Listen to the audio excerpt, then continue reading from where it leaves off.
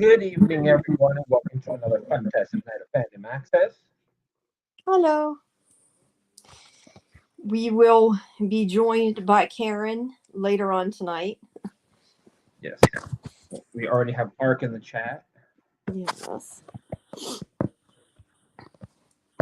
Sorry, I was rushing to get in my office so I could sit down. I know you popped in right at the last second. Hey, I made it. That's all Yes, you you can did. say. I made it. Well, hello. So I guess we are going to talk about some of the shows, and then Karen Karen, will yeah, join us when she is done. she'll join us in about an hour, and then she'll put her 2 cents in. Alrighty. I'll finish the Why? show. Yeah, I was gonna say, why don't unless you have a preference? I was gonna say the only thing is the one thing I don't remember tons about. I hate to say it, but I did not get to rewatch the arc before the podcast. We had some unexpected company, and I didn't get to rewatch it. But everything else, I mean, I've seen it. It's just been a little bit, so you might have to remind me a little bit what happened. But Whatever you want to start with. well, Snowpiercer. would you want to start with Orphan Black? Get that out of the way. Yeah, we can do that. All right. So, this is the episode where Eleanor meets Lucy and Jules. It's kind of where everything sort of comes together. And Jules is still attempting to escape. So, what did you? Yes, I am a bad girl. She says I'm a bad girl. I've had a long week. What did you think of this week's? I know last week Karen didn't like it. I think you didn't hate quite as much as she did. I didn't not like last week's as much as Karen. Yeah. But there was definitely some issues with the whole Xanders and stuff. So there was a lot going on in this episode. You're going like in and out. Are you going away from the phone? No, I'm not moving. Okay, well, your microphone is going in and out and in and out. Sorry. There, that's better. Yeah, there was a lot going on with this episode.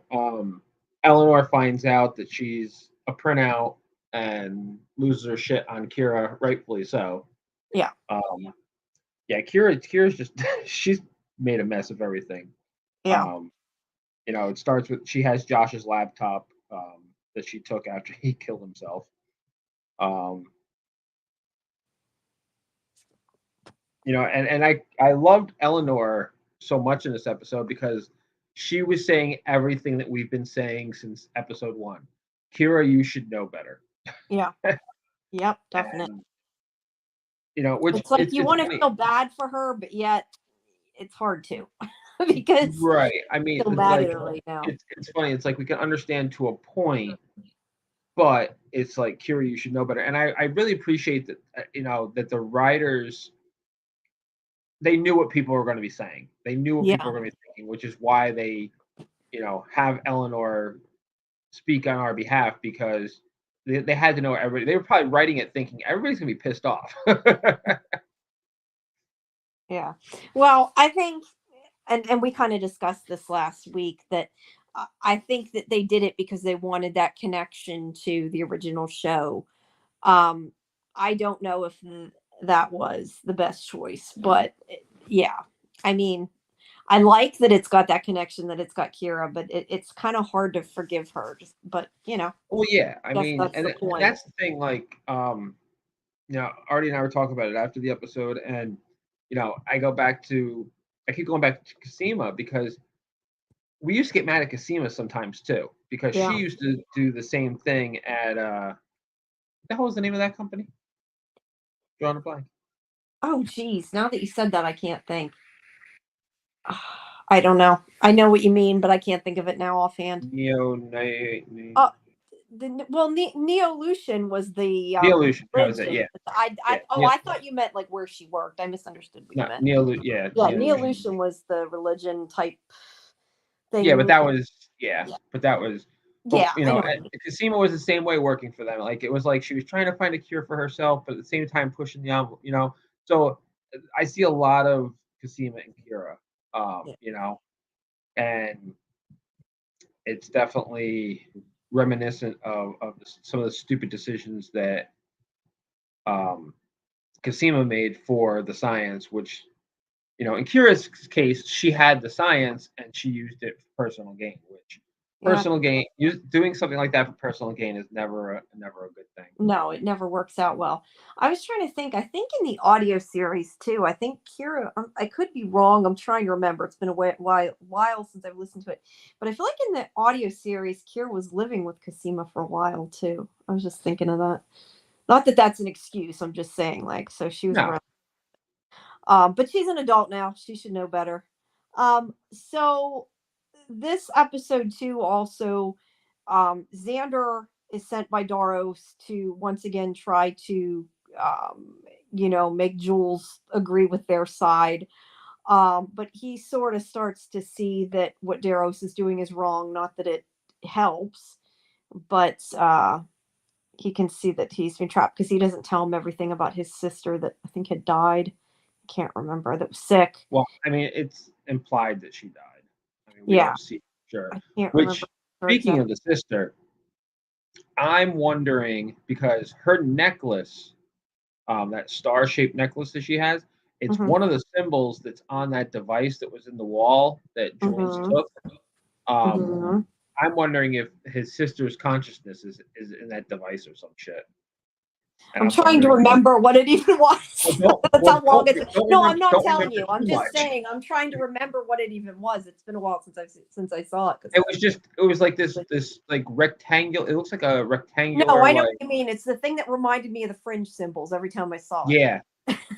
But you know, my theory is that his sister's consciousness is in it, which I'm wondering if that's one of his plans is to print her out and try and transfer her consciousness to the printout. Yeah, I honestly don't remember if his sister has anything to do with it or not later, but that would make sense. But I honestly, it's been so long, I honestly just don't remember. But yeah, obviously that affected him in a lot of what he did. And Yeah, you know, I really hope, like, you know, with that flashback, we see he's got that bruise on his cheek, and she's like, "Did he do it again?" I get the feeling they had an abusive father, which I hate when they start to try to humanize the villain, and it's like I don't care how bad he got beat as a kid. Lots of kids are abused. I mean, and lots they don't of all turn out to be megalomaniacs. Lots of abused kids grow up to be abusers, but not all of them, and that does not give you an abusers, but not megalomaniacs like this guy. Okay, that's a good. Yeah, he's a little bit beyond that. This guy's a little overboard. Yeah, I'd say so. I just think that it's neat in this episode that we finally get all three of the quote unquote clones together.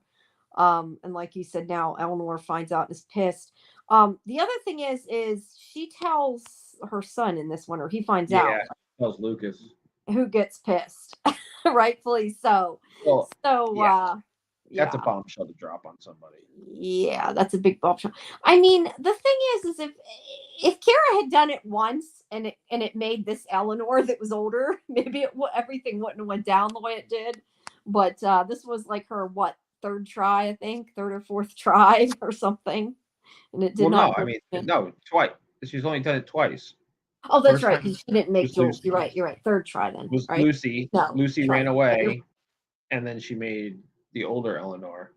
No, you're right. For some reason, I was thinking she made Jules, or thinking there was another Lucy. No, Daros made Jules. Yeah. Well, if it had done the other order, maybe it would have went better. But which, you know what? I wonder why he made Jules. I wonder if that was like a practice run for him before making Xander.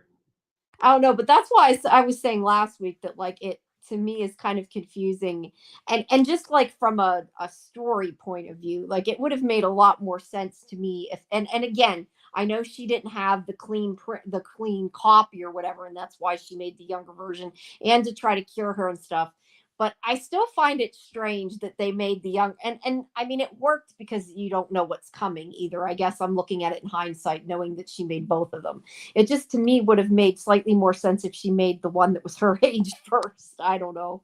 I still but that would defeat the purpose. She wouldn't have had as much time to try and find the cure. That was the whole point of making. Yeah, maybe she had planned to make. Maybe she would have, if she found the cure, then printed this one. Right. I don't know. things just went south and she got crazy. Yeah. And it's funny. Karen would love me saying this. Can't they give these people better showers? Every printout still has pink goo in their hair. Yeah, I agree. I just, like I said before, it just makes me think of when they make 3D prints and they have like the little post on them that you have to like cut off to get rid of. I don't know if it's just kind of like a joke to that, or it's just so Maybe. You know they're what? close. Maybe it is. Maybe that's exactly what it is. I hadn't thought about that. No, that's just what I think about when I see Yeah, it. that's pretty funny. But yeah, it's kind of like a big clue, and I know that part of it's an audience clue, but it's like a really big clue. Yeah. That you would think they would wipe them off a bit better. Yeah, I don't know. This one also has the dog. I like the dog. I was worried about the dog through the whole episode, but the dog's okay, so that's what matters. That was such a great plan, taking Tom Yeah. out like that. Yeah, I'm trying to think back. When I seen it the first time, I don't think that I picked up on that it was a fake out the first time. At least I don't think I did, but it's been a while since I've seen it, so I don't remember for sure. Yeah, I didn't know how she knew, but it was pretty obvious to Well, me yeah, at a certain that point, she was setting him up. But it wasn't until they show the collar in the then in the flashback that you realize how she did it. I knew she was doing it. I just didn't know how she was doing it. Now, Jules continues to be the smartest character because, like, she's stranded. She escapes this compound. She's stranded. She goes to a convenience store, and she immediately thinks to call. I always forget his name. Craig. Yeah. Yeah.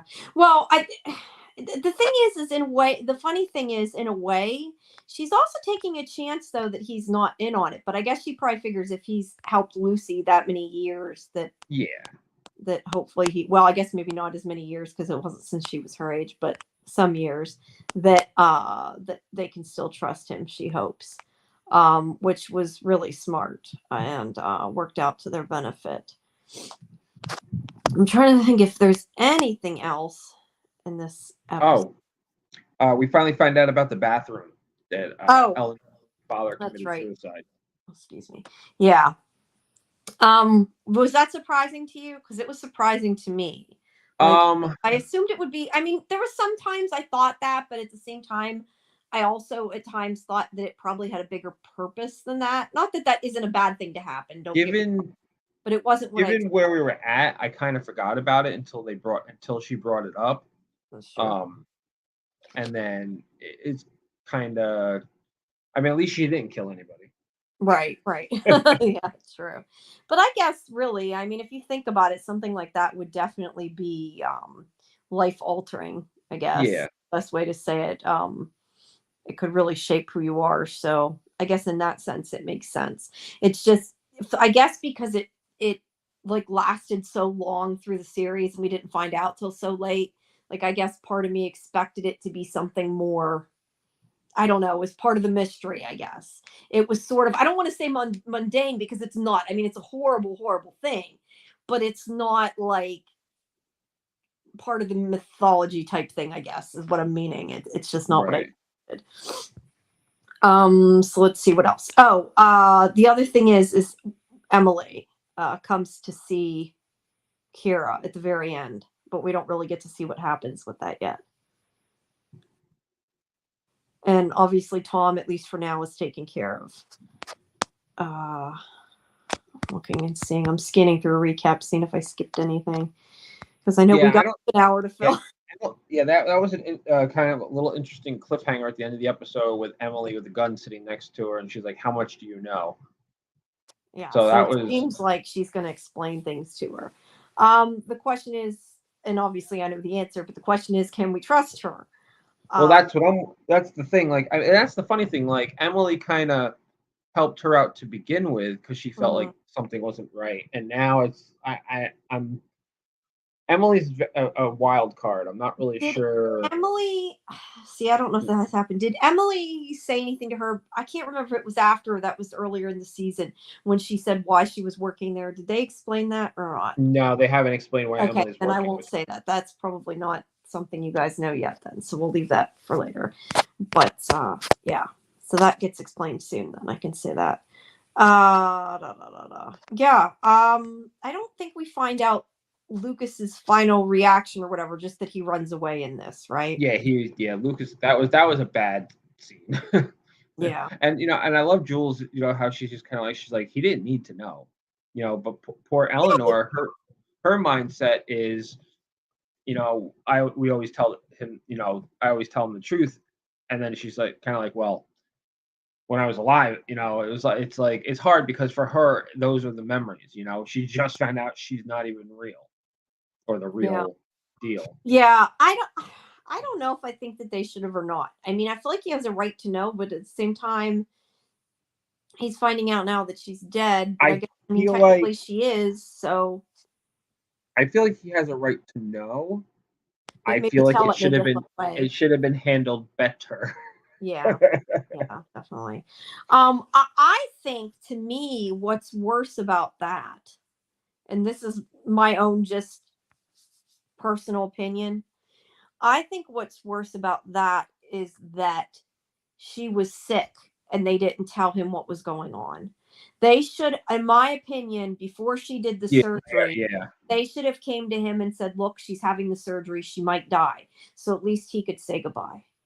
And I mean, I don't have kids, but I feel like that. I think that Well, no, it wasn't even so much the surgery. They didn't tell they him didn't that even tell him that she had that she was losing she had the memory. Alzheimer's because he just went off to college when it started happening. Yeah. Which I think that they should have told him. He might have wanted to I come get back it to a and spend time point. with her, and that would have been. I get it to a point though, because he would have come home. But that should be his choice, I think. All right, yeah, fair enough.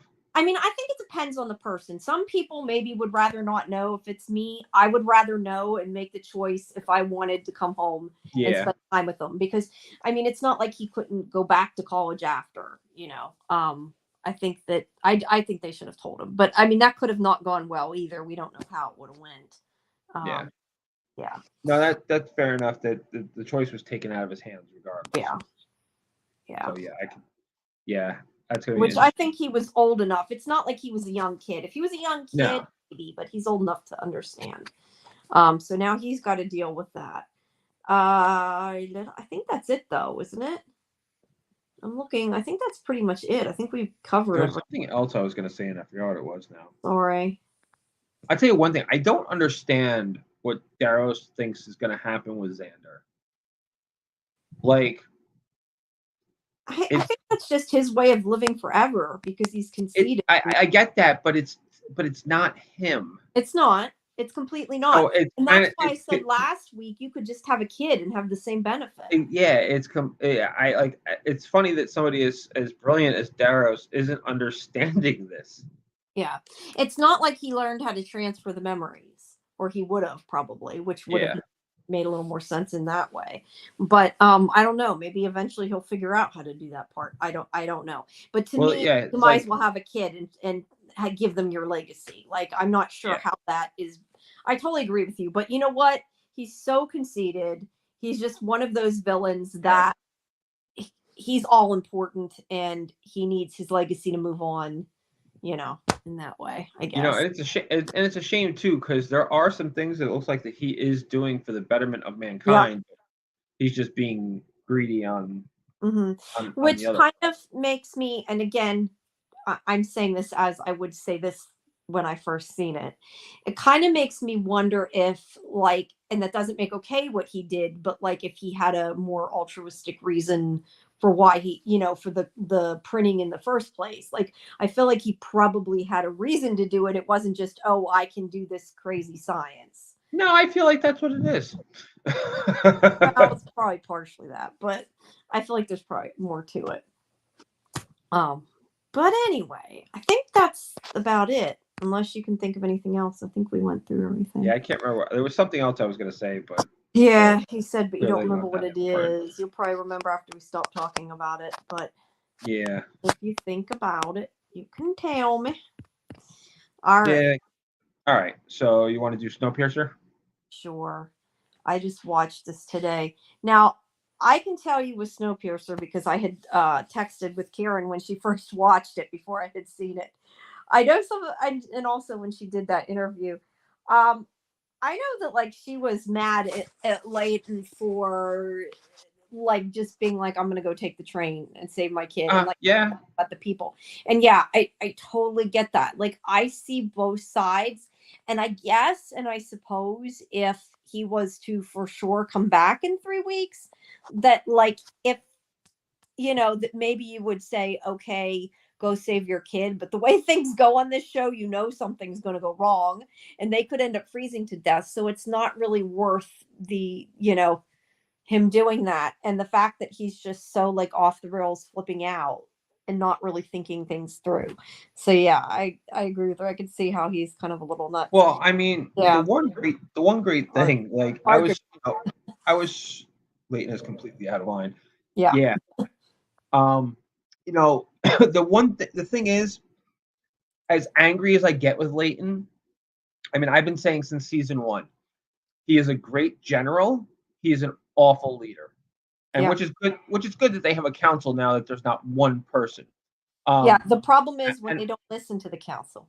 I get it, and I feel for him. I mean, his daughter's been kidnapped. His baby mama was just murdered. Everything was going pretty good. I get it. He's lasting out. Hundreds but of people at the same time, he's causing more problems and making things take longer than they need to if he'd just gone about and done things the right way. However, I will say this. Leighton is still true to character. That's one thing I love about this show. They don't shortcut the characters on the show. They never have. This is who Leighton has been since episode 1. He's quick to act. He is always quick to act and not think.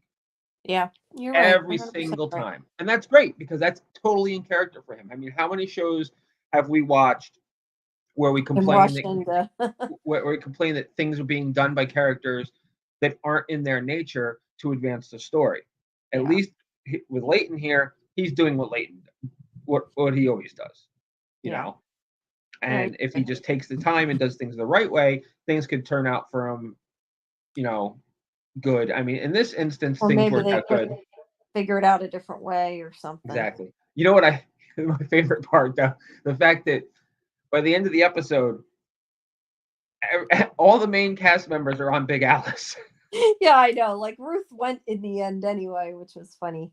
Yeah, the only ones I would consider somewhat main are Javi and Roche are the only 2 left in New Eden. Yeah. And by the way, I remembered one thing. I'm going to go off subject a second. I remembered the one thing I was going to say about Orphan Black, and I wonder if it was what you were going to say. Was it about the dog? Because I was thinking of Leighton punching that girl. Was it about when she whacked the doctor? She whacked the doctor. She hit her with the gun because okay, I thought maybe that was it. Okay. Sorry, I just thought about it. Yeah, Leighton is really not thinking things through. Like I get it, but at the same time, he wants to risk. Okay, who thinks Wilfred's going to reappear? Yeah, I was trying to remember. I don't even remember what happened to Wilfred. Didn't they just stick him in a cage? They stuck him in one of those sidecars. Oh, and then they just didn't tell us.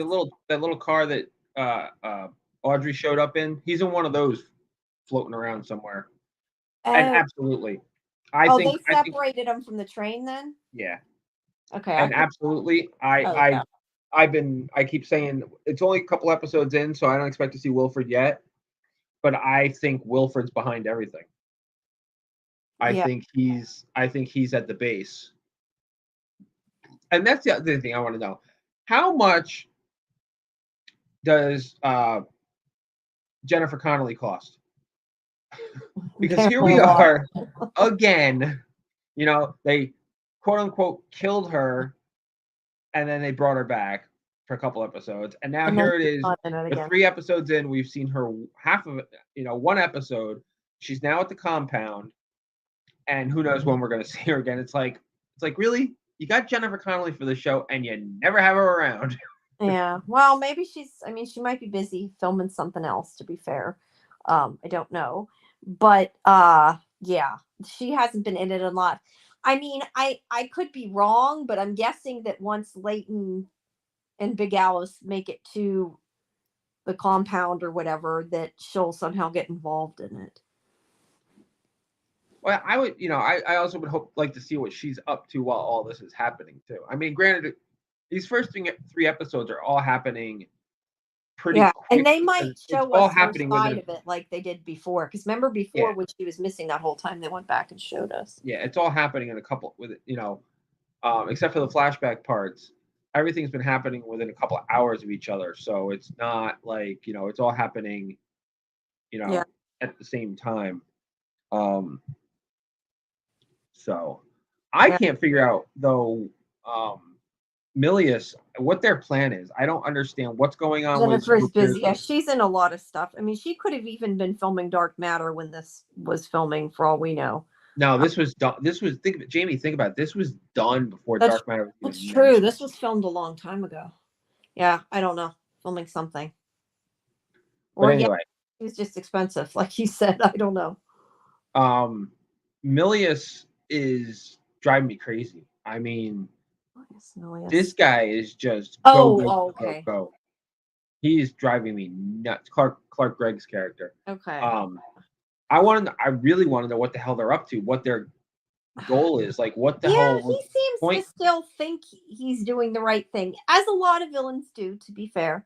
But he's not. That's the thing. He's not even listening to the scientist, and they're basically like, listen, you're not even the whole point of this thing. Like, and that's the other thing. Like, they figured out, by the end of the episode, Till and Ben realize that the trap wasn't ever for Snowpiercer. The trap is for Big Alice. They want Big Alice for something.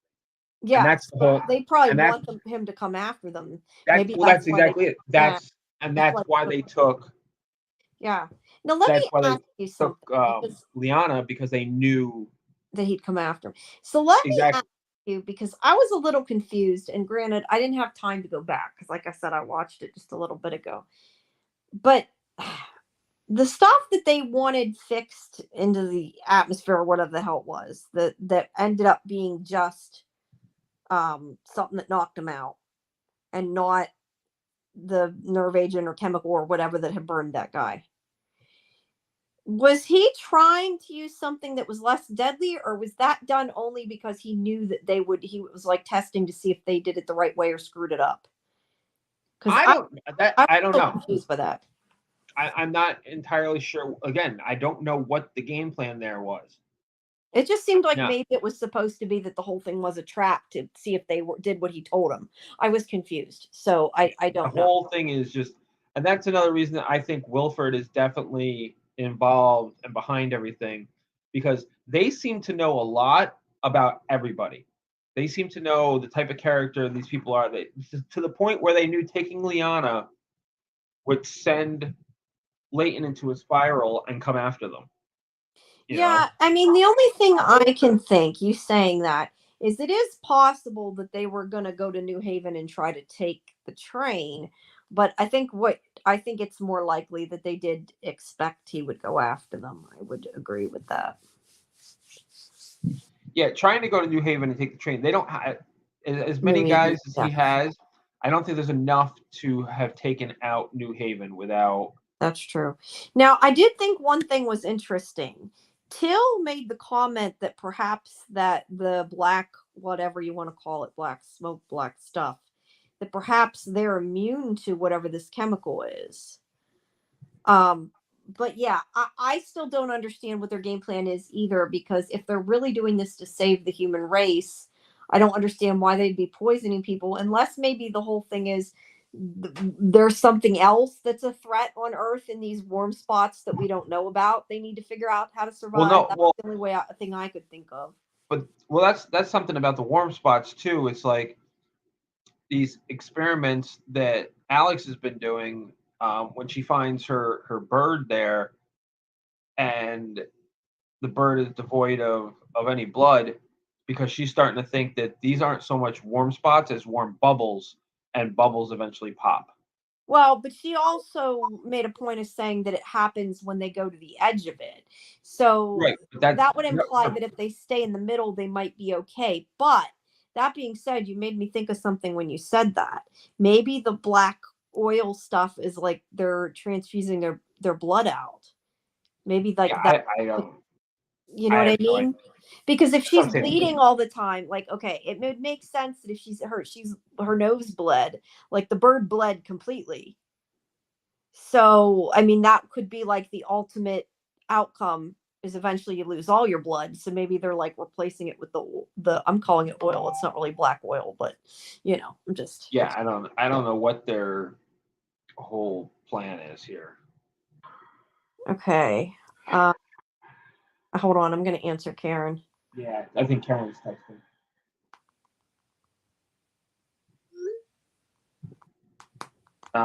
Roger never replied to her, so she might not get here as quick as we thought.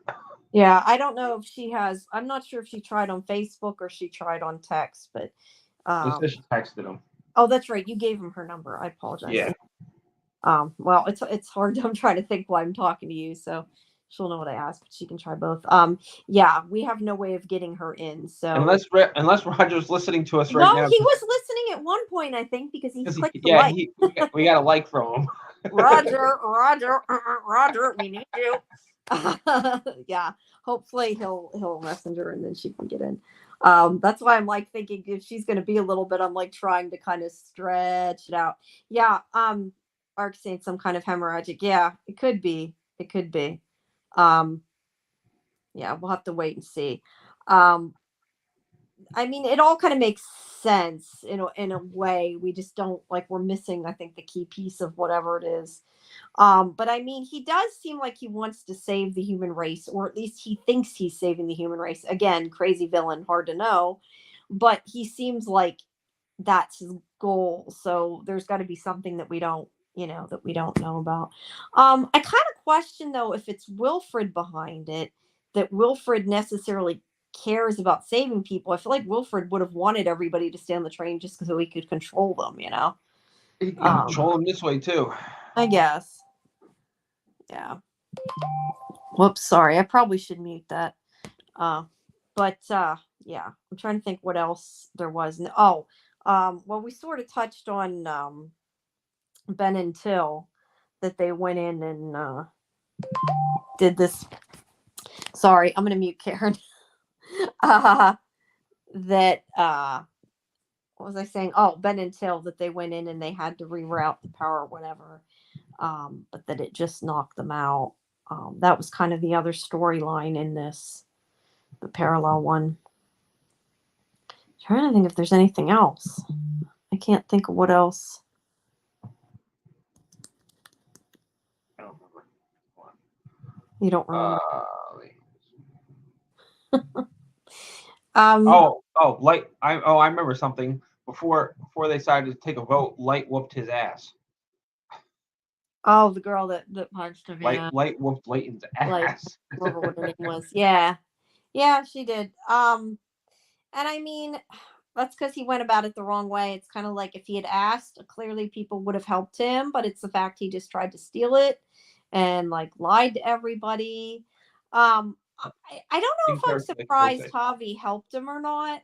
Like I get that Javi helped him. I like the thing where he told Leighton, he's like, "You're not a bully. You're not going to hurt me. I'm doing this because I'm your friend, not because you like tried to force me to do it." Which I don't know. So many times if I was Javi, I would have been like, you know what? No, and walked away. You know what though? With Javi, I think part of it was proving that he could do what he said he was going to do. Yeah, with rerouting the power and everything. You really think that was it though? I didn't. I think it was part of it. Javi, because Javi's always been the one. People always second guess Javi, and he's always kind of had that where he needs to prove himself thing. So I think that was part of it, especially because Alex is always so dismissive of him. Yeah, true. Well, I think that's about, unless you can think of anything else. I can't really think of anything about Snowpiercer. Anything else? I'm trying to think if there's anything else. Yeah, I think that's about it. Just that they're all leaving. Like we said, Ruth went with them, which I thought was funny. Yeah, and Roche is hopefully going to get what's his face. I don't remember his name. The one that's been up the mountains Oz. to help him. Yeah, Oz. Yeah, hopefully he'll Yeah, get him Oz is. to help him. And he thinks he was nuts, and he's like telling him, "No, those voices you heard were really people, so you weren't hearing things." Yeah. So now maybe he will. We'll have to see. Yeah. All right. Well, you Yeah, want to? I can't make heads or tails of what their plan is with Oz because he's, first episode he was still an asshole, and then he's kind of like, living on the mountain because he doesn't want to be around people. Which I don't blame. Really. I'm sure there were people who didn't care that He he was on the wasn't mountain nice either. to him. Yeah. Well, he wasn't so nice to them. Oh yeah, he was married to a psychopath. Yeah, there's that too. All right. Well, you want to move on, or I suppose. all Arc right, it is. the arc. So this is the one about the lightning bolt, right? Yes, the electrical anomaly. Okay. Again, I don't know that I remember all the details about this one necessarily, other than as far as I've seen, as of today, you guys have seen. So, yeah. I'm trying to think if there's anything beyond that. Is this the one where Trask is like in space trying to help her? Oh no, that was like Or was that last week? Okay, weeks I didn't ago. know when that was. That was a couple weeks ago. Okay. See, they all So, blend together. all right. So this episode. All right. So this episode starts with the electrical anomaly opening Kelly's door, and the episode ends with us finding out that Kimmy really is a plant. Yeah.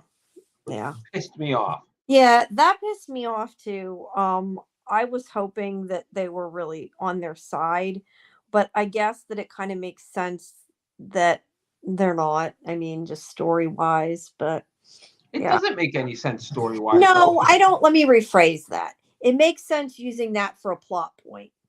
Like, it doesn't make sense in the fact that everybody, or that she was so awful to all of them, they all should be against her and should want to be on this arc.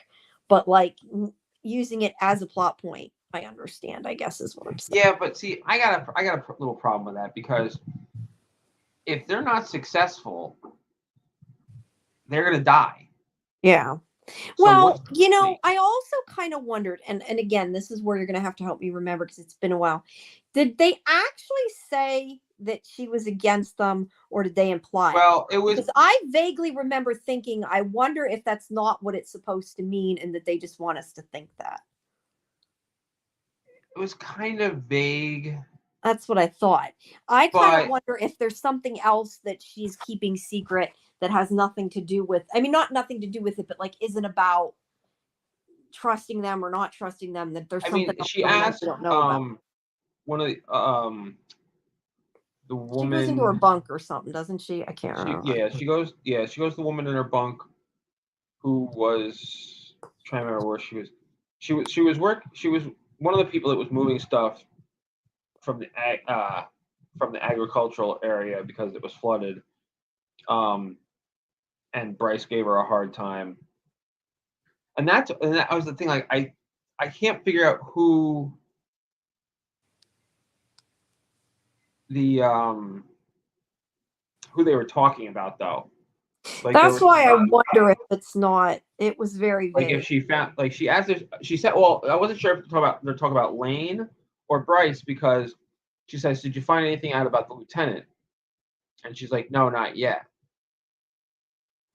Yeah, that's what Ark's saying, and yeah, we find out about the lieutenant. Yeah, so for some reason they're trying to find out about one of them. There might be a reasoning. I mean, for all we know, remember the fact Bryce was sick. Maybe they're trying to find out how they cured him. Yeah, that's what I was thinking too. Maybe they were talking about Bryce because of that. Yeah, because that was like, I remember that what he had, nobody wanted to tell that when they had that because it was like they looked down on him or something. I vaguely remember. It's been a while. Well, no, he didn't want anybody to know that he was just like, falling asleep. Yeah, but I thought that there was some other reason too. Maybe I'm misremembering, but yeah, he kept falling asleep. That was bad. If you're, he also didn't want he didn't want people to know because it would have, he would have never even been. He wouldn't be able to fly. Yeah, he wouldn't be able to pilot. Richard says, I don't know what this was in regards to. Kimmy in an airlock. I don't know if Kimmy wasn't in the airlock. Kimmy was trying to get into access to the airlock because Kelly was trying to kill herself. Oh, okay. Yeah, I forgot about that. Yeah. So the point is, I think the main point of that though is that Strickland trusts her now. Whether or not he should, I don't know. And Ark thinks it's about Lane, about being on the Ark before. Yeah, So, I was thinking it might be about Lane too, simply because Bryce is the first one we would think. Yeah, that's what I was just gonna say. But Lane is the one you wouldn't necessarily think about. So plot wise, this lightning bolt thing is like alive, and they are trying to figure out the pattern and how to kind of avoid it, and not get electrocuted, clearly. And they get it into that thing. They throw it out the airlock in the end, don't they? When after they catch it in the Faraday box, Bryce grabs it, and yeah, he runs and throws it out the airlock. Yeah, the little Faraday cage, that was cool.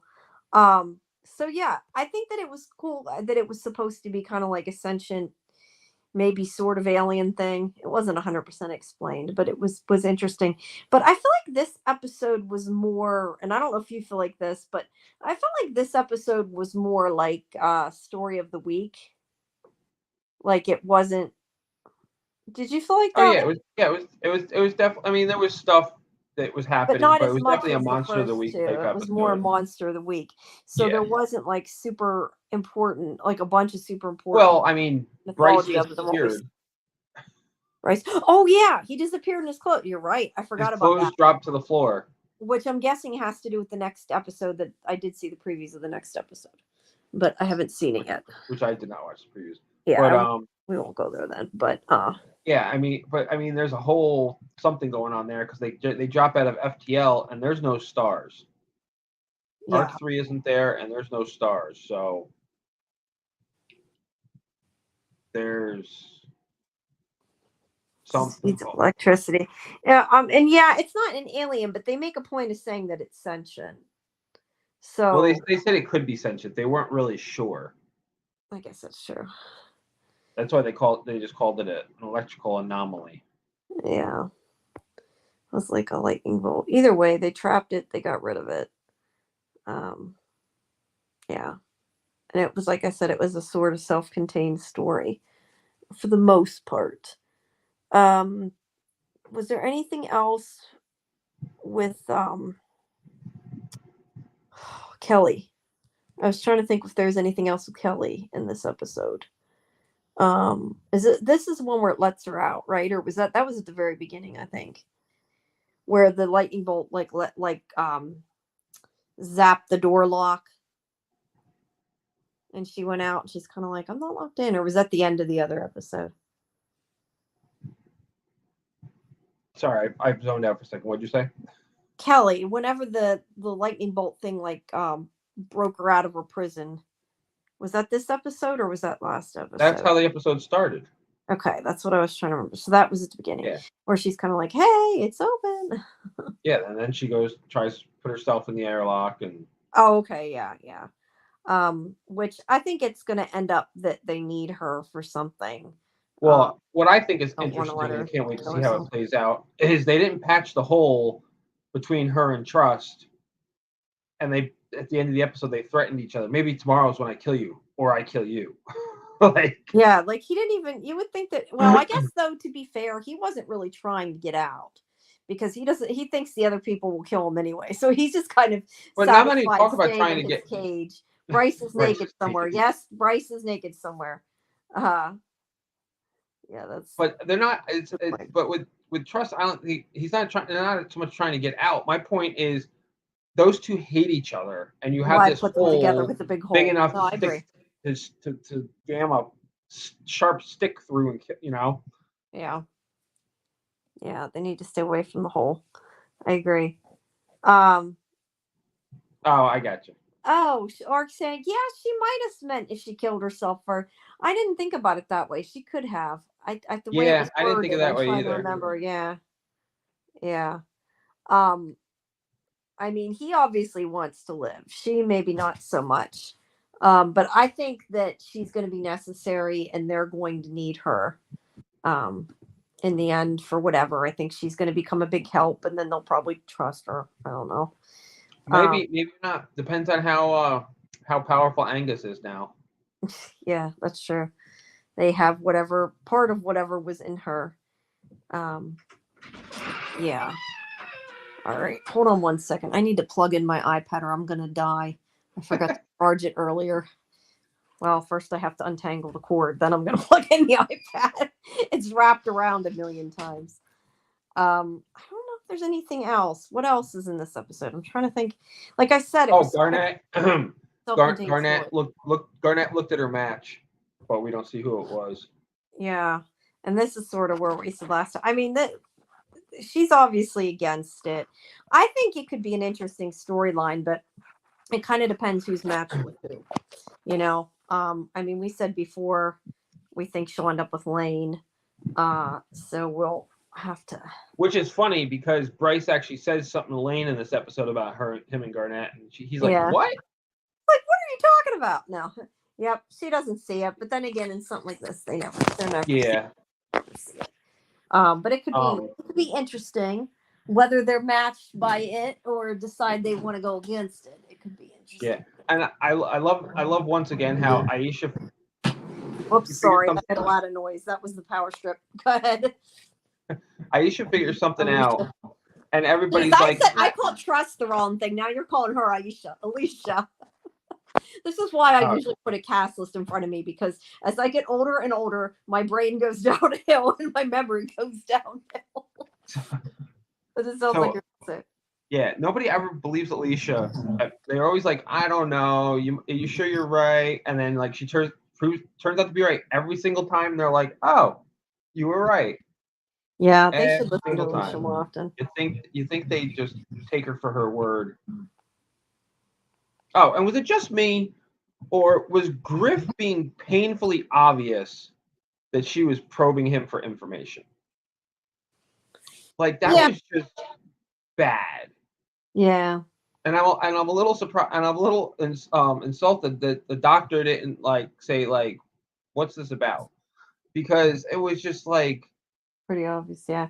Well, but maybe he also expects that they don't trust him, so he's not but I mean, he's just kind of like, yeah, go ahead, question me. I'm not doing anything. Because I mean, I could be wrong, but I think the doctor's okay. I would be surprised if the doctor was bad. Where like Kimmy, I was kind of like, if she is bad, I wasn't as super surprised. I would be more surprised if he was not helping them. And I definitely don't think I don't probably true. I don't suspect anything negative with the doctor. He clearly wanted to leave Maddox because when Kelly died and he was like, should I activate her? And Maddox is like, what for? She's useless. And then he went against Maddox's wishes and activated her. So yeah.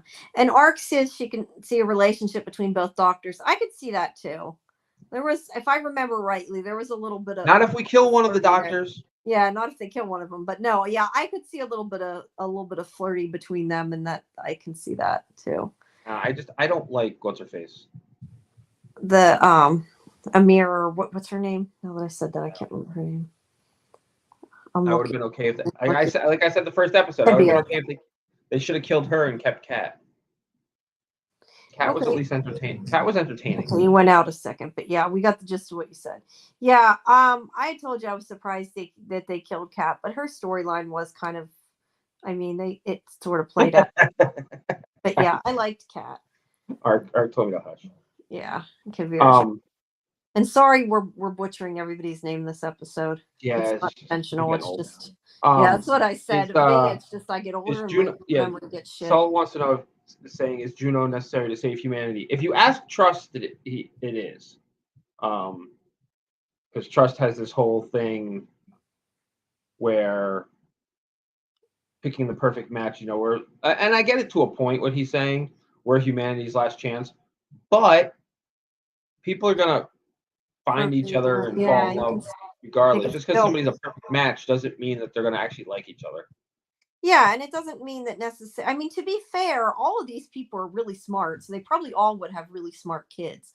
Although they were the ones that were sort of the backup people, for lack of a better description, but still. And Ark saying that she didn't like Kat. I don't know that I liked Kat like she was per se like a super nice person, but she was like, she was like the big Entertaining. one, but she was entertaining. So I think that she brought something to the story, but I do see that her story kind of, played out, and we didn't necessarily need more But of you know her. what?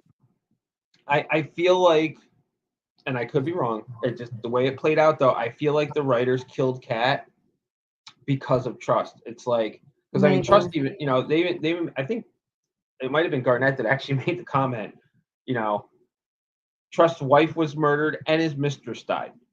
It was just like the Yeah, universe is out to get Trust. And I guess I so. don't like storylines like you know Yeah, well, like I where had said, I was surprised. I was surprised she died. I really kept thinking they were going to have her, like they saved her in the end, but obviously that didn't happen. I So, mean, like Karen said when we first discussed it, I mean, her storyline kind of had a complete mm, story, but there could have been more. I mean, yeah, there could have been, but she wasn't really necessary now. So, although you could also say now we don't necessarily need two doctors either, but I hope they don't exactly, get rid kill of one. off. But I mean, I like Dr. Yeah, Kabir. I don't want them to kill. Ark said he lost the two great loves of his life. Yeah. Oh, which reminds me of another thing Griff said. She's like, "Oh, I don't know. I've always, when Doctor brings up when Marsh brings up her, siding with Trust, she's like, well, I've always had a thing for older men." And I'm like, really? That's how you're going to deliver that line? Yeah. Yeah, that was. I Yeah. forgot about that.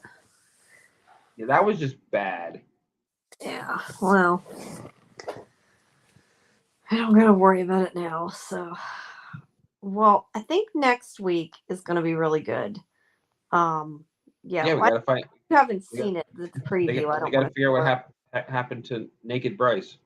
Yeah. Yeah. Oh my god! And Ava's reaction was great. She was like, "Where did he go?" Oh, and that reminds me of the best part of the episode. Yeah, What but she slept with Bryce. Who did? Kat? Well, who's she talking about? I've lost track of who she's talking about now. Oh, Oh wait, she was Griff. Griff. Yeah, I Griff. forgot Griff was with him before. Yeah, I Yeah, forgot about that too. that's a good point.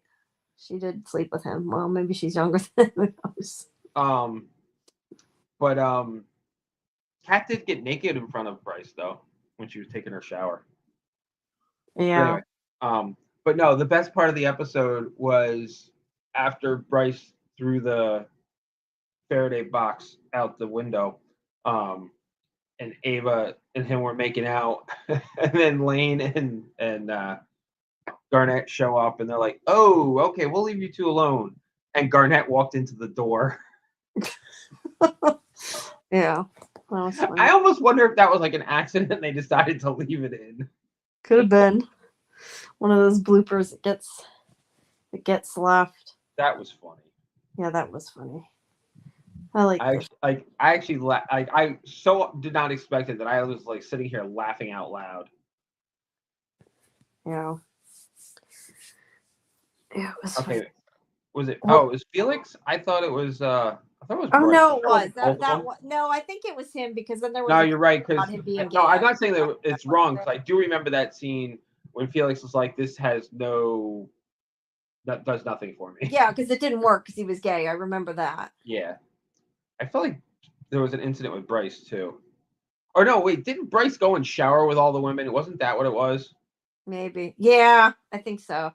I knew there was something with Bryce in the showers. That's what it was. Yeah. Yeah. All right. Well, I think that's about. I guess Karen's not going to make it for the end of arc unless you have anything else to add. I think we went through all of it. I think the music. The only other thing I will say is that I would like if Ark would message me back, because I never was able to get back a hold of her. Not that I want to use our podcast to say that, but it's the only time I see her is when she's on here. Bryce walked in on Kat and Kodner. Who's Kodner in the shower? I don't know who that is. At least that must be their first name, and I'm forgetting their first name. Anyway, I thought that you were right that he went in when all the women went there and didn't care, and he walked in naked or something, but I don't remember. So, but she very much served it right. Okay. So you have anything else on the burner, Jamie? The only other thing, I'm wondering if I'm using something different for messages, because I'm in Twitter and I'm not seeing my message. What was I going to say? I watched, the one thing I did watch that I very much enjoyed, but I can't really talk much about yet, is a show coming in October to Peacock called Teacup, which is based on a book series. Teacup? Yeah, it's based on a book series called Stinger, and it is a sci-fi horror show, and it kind of a little bit gives me like From vibes a little bit, just it's kind of got like that tone to it. And I think people who like the stuff we like, you and Karen, need to watch. I think everybody will like it. It's really good, but it's not out till October, and there isn't even an embargo date yet, so I can't really talk much about it. But it is based on about that book, if anybody's interested. And that will be in October. I'm trying to think of what else is coming. I know during Orphan Black, there was a preview that the other Immortal series, Mayfair Witches, I think it was called. That's coming back next year, but I know you didn't really enjoy that. Yeah, I'm trying to think if I don't know how I know they have different showrunners, but I don't know how these shows continue to screw things up so bad. Yeah, I don't know. I mean, I tried really hard during the first season to get over the fact that they took two very prominent characters and turned them into one. And yeah. Wait, what? Say that again? They took two very prominent characters and turned them into one character. On what? On Mayfair Witches. Oh, Mayfair Witches. Okay. See, I don't know because I didn't read. And I did my best to deal with it and move on, but that story was so bad. See, I liked it, but I hadn't read the book, so that might make a big difference too. I'm trying to think. Is there any? I don't know if there's anything. I mean, From's coming back in 47 days. 47 days. Okay, so From's coming back. We'll be discussing that soon. I'm excited to see that. And then hopefully next week we'll probably also be talking about Deadpool versus Wolverine. So I'm hoping I get to see it before then. And if not, you guys can talk about it anyway, but I should get to see it before then. Because I want to go see it. I did catch up and watch the other two in the meantime. I liked them. They were good. Well, I guess you guys have House of the Dragon, but as soon as she gets here yet for you to talk to it. All right, I'll just talk till Karen gets here. Well, no, that's why I'm trying to think. Is there any other shows we can talk about so we're not just kind of like, see, I don't really have a lot on interview stuff to really talk about, just because of the fact that like there hasn't been a whole lot, but a lot of that was because of TCA and then Comic-Con. There's like a lot of stuff going on, so it hasn't been as busy. And you guys don't watch Evil, or I'd talk about that. I don't know why you guys never went back to it. You did you just not? We didn't like it. Shift? You didn't like the tone shift. Neither one of us liked it. Okay. See, I know it's a completely different show when they changed the tone, but I actually find it really funny. I really liked it a lot. It's completely different. It's not what I signed up for, but I like it. But you I mean, it's like a dark. And it's funny, actually. I don't remember what I don't remember what we didn't like about it. I don't know if you gave it enough time, but if you didn't like the tone shift, you might not like it. I mean, it definitely was more of a dark comedy. I don't mind tone shifts, but we just didn't. Again, I don't remember. I mean, we gave it a couple episodes. I know Did that. you? I don't know. I don't know, but it gets really good. I really, really like it. I think it's funny and creepy, and I really enjoy it. But it is definitely its own thing. I mean, it's like a King show. It's the type of show it is. It's got a completely different I mean, tone. Because I know it started out super serious. it's But got at any rate, my it's Michael got a Emerson. good cast, and Yeah, yeah. But that's my Michael Emerson interview is up. The only other thing I have is coming out for the movie The Last Front, which is totally not sci-fi. As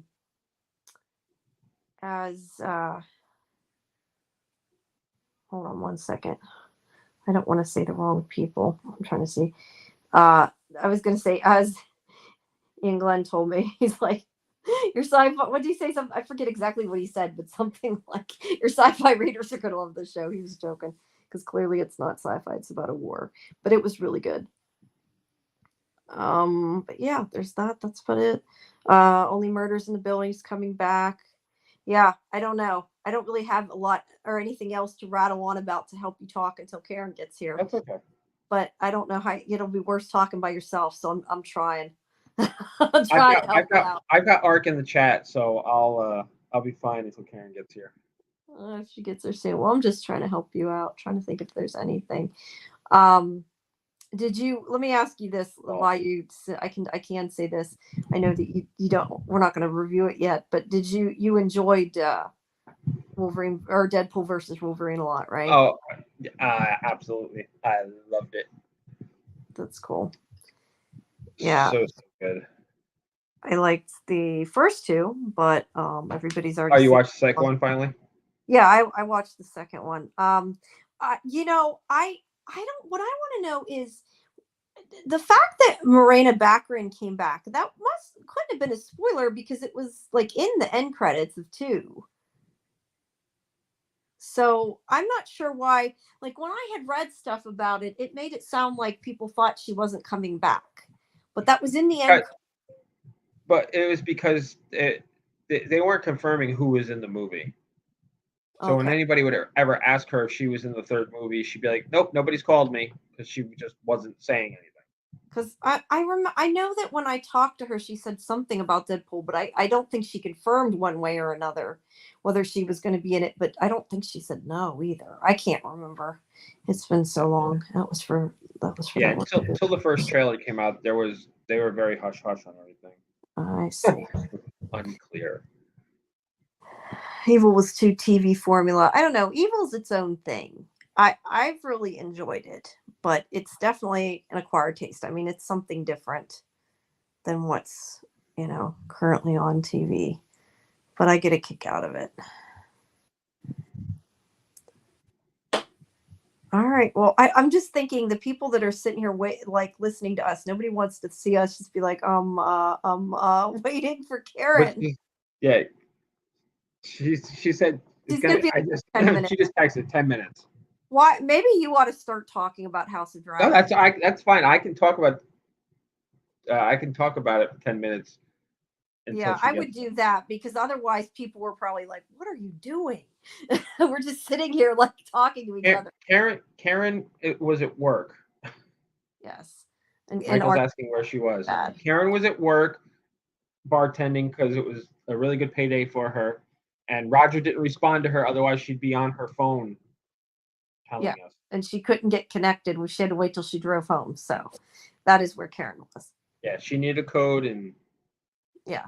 So why don't you start talking about House of Dragons, and hopefully people who are listening to us or who listen to this in the in the future when all the people in the chat can interact with me because everybody watches. They did their own show last night. No, I'm just thinking. I hope people didn't just decide to not hang up, but you know what I mean. Turn it off. What do you mean? This is when we're at our most entertaining. You never know what we're going to say next. That's true. I guess that's true. But anyway, you can start House of Dragon. I'll just hang around till she gets here. Unless you want me to go, then say, Jamie, hang up. No, I'm just kidding. Nah, do whatever you like. Hang out. No, I know. I won't be helpful, but you can talk about it. So, without specifics, I'm just going to start by saying, what an right. Let's put it this way. It was a good episode, but it was not a season finale. I texted the girls right after the episode how sad, how disappointed I was in the episode, because that was just pointless. Like the pacing of this show, the pacing of the episodes are fine, but the pacing of this season itself has been awful. It's been all or nothing. And it's ridiculous that they're dragging their feet now. And I've been talking about this for a couple weeks now. You know, when I first heard they said, "Oh, we're thinking 4 seasons," I'm like, at this pace, I'm like, 3 seasons maybe. There's no way they're making it to 4. Maybe they're stretching it. And then after a couple more episodes, I was like, all right, I can maybe see. I was like, at this rate, I was like, now that the way they're going, because they're like dragging their feet, I was like, I don't know how they're gonna do it in 4 seasons. They're gonna need 5. And then after the finale, like the credit, like I'm watching the episode, I'm enjoying the episode, I'm waiting for it to start happening. I'm waiting for stuff to start happening, and the credits hit, and I went, "Are you fucking kidding me?" And it was an hour and a half. Well, it wasn't. I mean, there's always like 10, 15 minutes because they do the behind the scenes. So it was an hour and 14-minute finale, and nothing happened. It's not that nothing happened. I mean, things were put in place. It was like the penultimate episode, the setup episode before the finale. Well, the finale was that type of episode. Like this episode, like set up the rest of the show.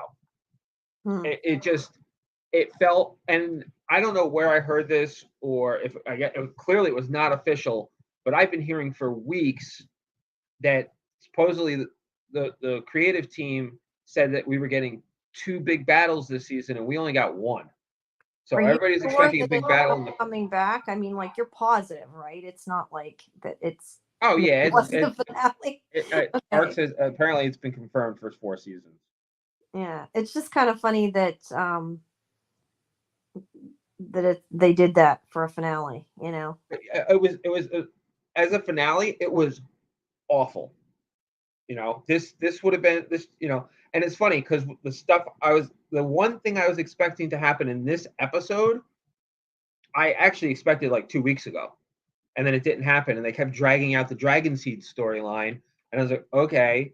And I'm thinking it's got to happen in the finale. The thing I'm expecting has to happen in the finale. Did not happen. I mean, right now the way things are, next season, like the first 4 episodes are just going to be people fighting.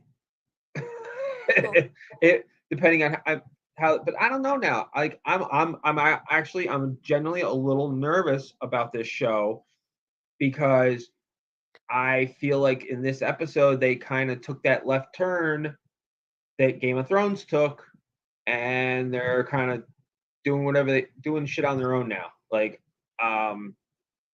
there are 2 things that happened in this episode that should not be happening yet.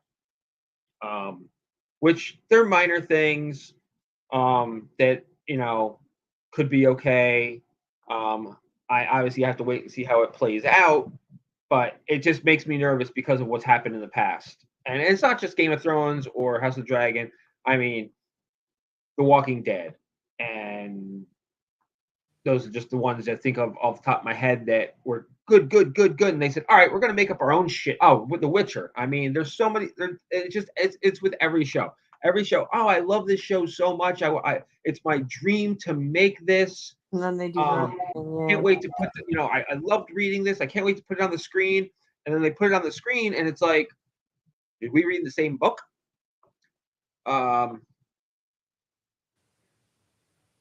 Yeah. I found Ulf such a turnoff, and I was disappointed. Jace was supposed to have died. Well, don't spoil people, Art.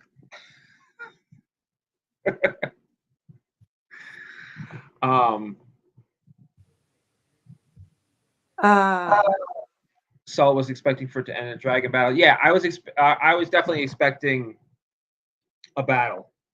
And yeah, Ulf was. So this is based on one of his books, then, though. Yes. Right? This isn't. Okay. Yeah. Ulf was, it's funny. I kept waiting for Ulf to say, like, Ulf was so disrespectful, and I kept waiting for him to say something like, "I'm your uncle," or something like that. And and that's the other thing.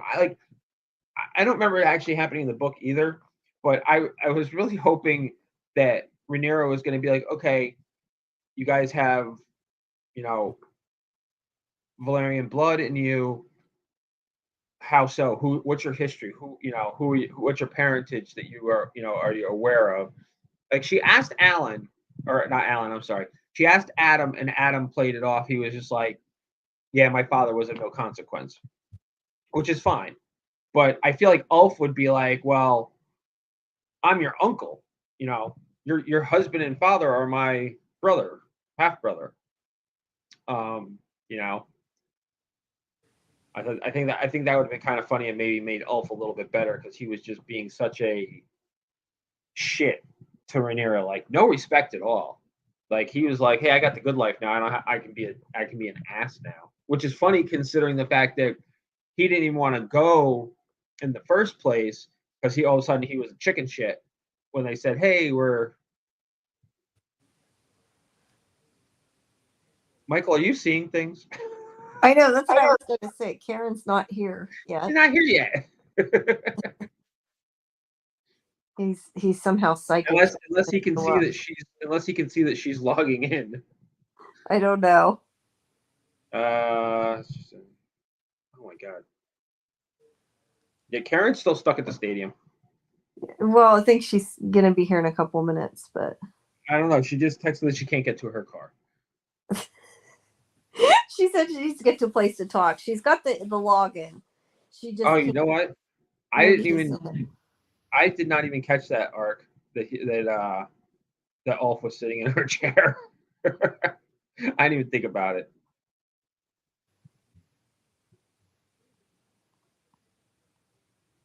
So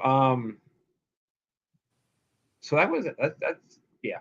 But all right. So it looks like Karen. I don't know. It's really disappointing because with it being the finale, I didn't want to save it till next week to talk to Karen, but we might be doing that. But the episode itself, once again, Lord Larry's trying to secure his own. Oh, okay. Oh, Michael's the one that's psychic. Yeah, that's why he was psychic. Yeah. Never mind. That made there she is. Well, she's not unmuted. She's still muted. I can't. Yeah, she'll get. I was going to say, because I can't. I can actually, but I don't want to. I can. Ready? I don't know if she can unmute herself. Yeah, if she texts us, then. Oh, she muted herself, so I can't unmute her. Yeah. All right. So, all right, Karen will be with us momentarily. What was I saying? Oh, Lord Larry's. So that's one of the smaller parts. Convinces Aegon to flee because Aemond is gunning for him. And I feel like, I mean, it's just, oh, Karen? Can you hear me? Yeah. Yay! Yay!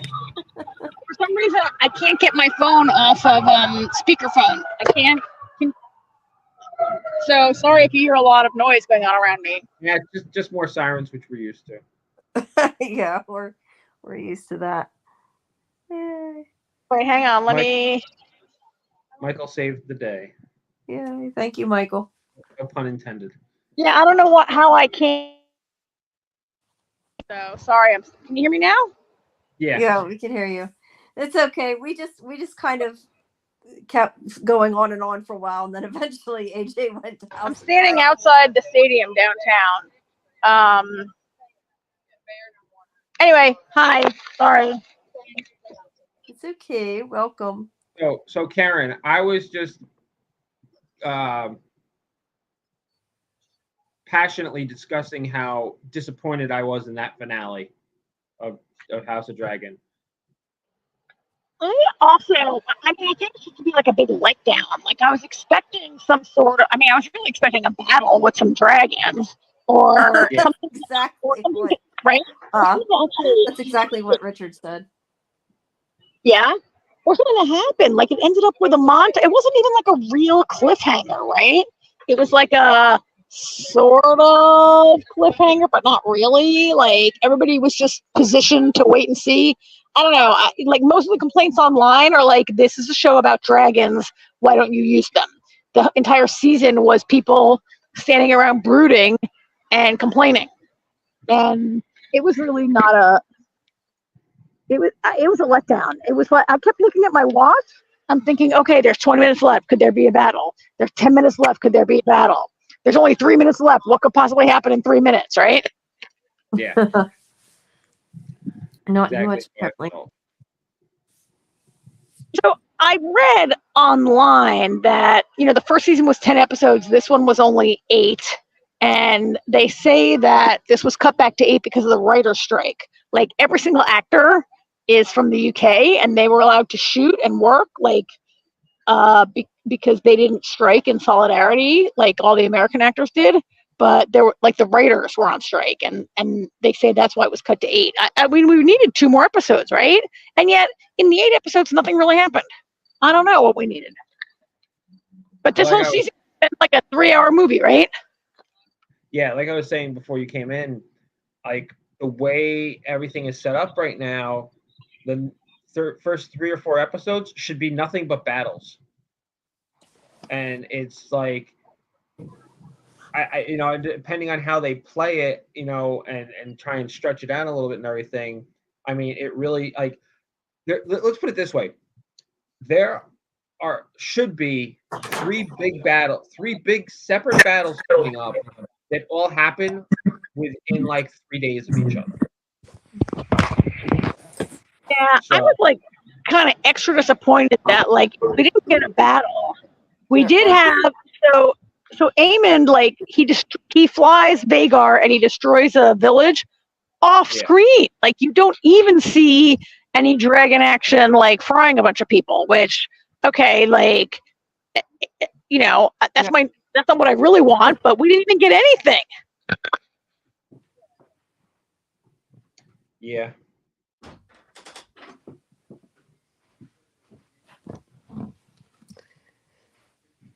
Yeah, the conversation with Cole and Gwen was pretty good.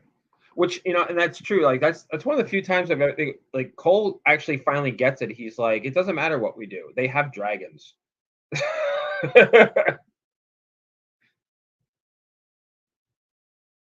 We lost Karen.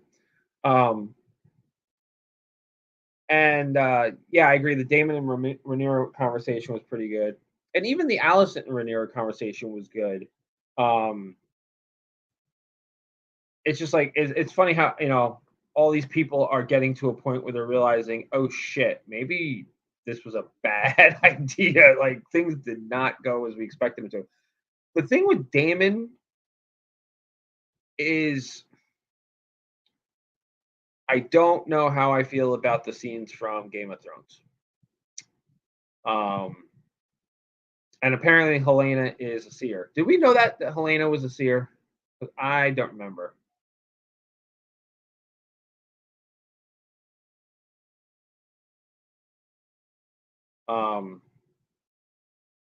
Yeah, I didn't really. I don't know. I feel like they're throwing shit in now that's. Hello. Stuff. Hi, Karen. I see. I was like talking. I was talking and talking and talking, and I didn't know I was out of the studio somehow. Your phone probably dropped. Can you hear me? I was complaining about how I had to watch a whole scene of a new Lannister and all these new people mud wrestling when all of our major characters did pretty much nothing for the last 3 episodes. To be fair, that was awesome. I like that lady captain. I don't remember what her name was. Lohar. Although they called that person him. I believe Lohar goes as him. But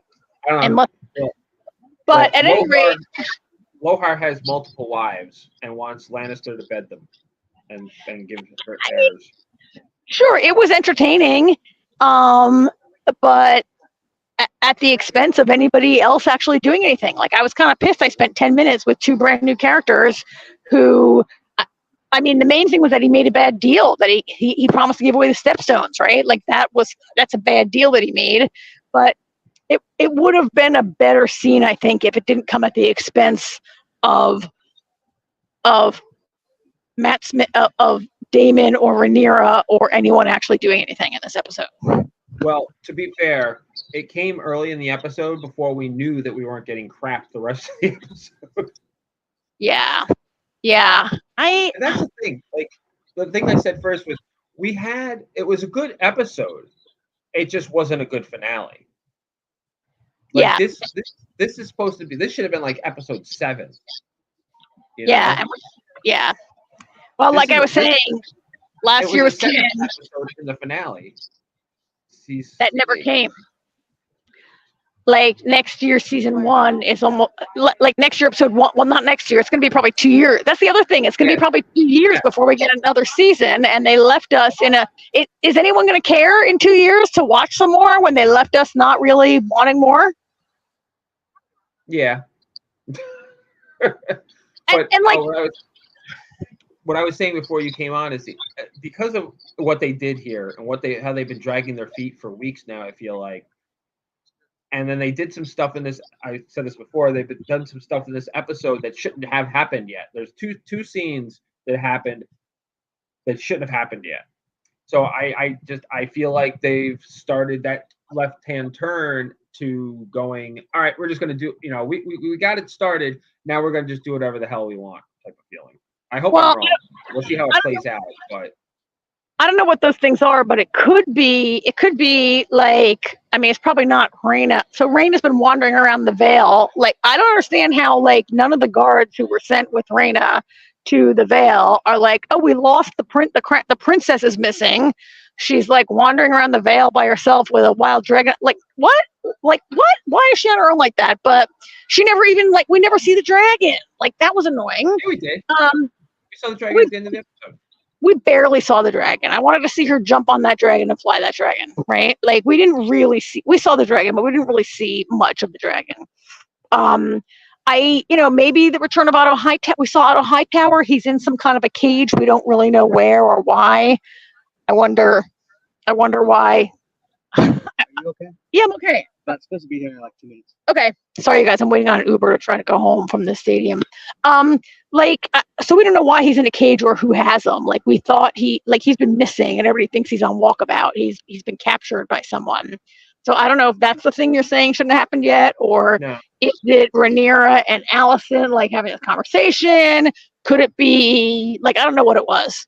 I mean, there are two minor things that could play out fine, but I'm just nervous because how many times have we seen shows do so good, and then all of a sudden they're like, all right, we don't need the source material anymore. We're just going to wing it. Well, there's kind of little enough source material for this, right? Like this is like based on like a faux history book, not a novel. Yeah, but it's still, but the history book is still the story. Yeah. I mean, it's told, it's written, the way Fire and Blood is written, it's written by a Grand Maester. Okay. So there were a couple other things. I felt like we had to spend an entire season with Damon having all these visions, only to have him like declare himself for Rhaenyra in the end was kind of annoying, right? And I really didn't like the vision. When I saw the three-eyed raven, I almost was like, I don't know if I can watch this show anymore. Like, his vision was the prince that was promised the whole story of Game of Thrones, pretty much. Yeah, I didn't know how I felt about that either. I wanted to start.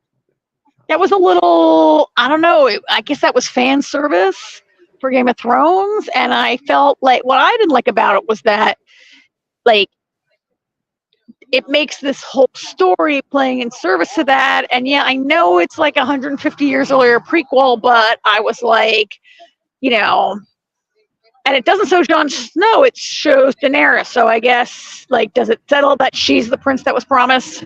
I don't know. But I was like, we're going to have that three-eyed raven and all this whole show is happening so Bran can sit the Iron Throne. I don't know. I didn't really, like, that I'm not down with all these visions in the first place. But Yeah, that whole thing with him and the weird tree, you know, and maybe you remember. Do we know that Helena's a seer? Well, she kind of said, remember when she said she was afraid of the rats, and then that night the rat catcher comes and kills her baby? Oh, yeah, that's right. We had some sort of some sort of clue that that might be the case. All right, I just got an Uber with 4 other people, you guys. Can you still hear me? Yep. Okay, good. But yeah, I think we had an inkling that that was the case because of the whole rat catcher thing.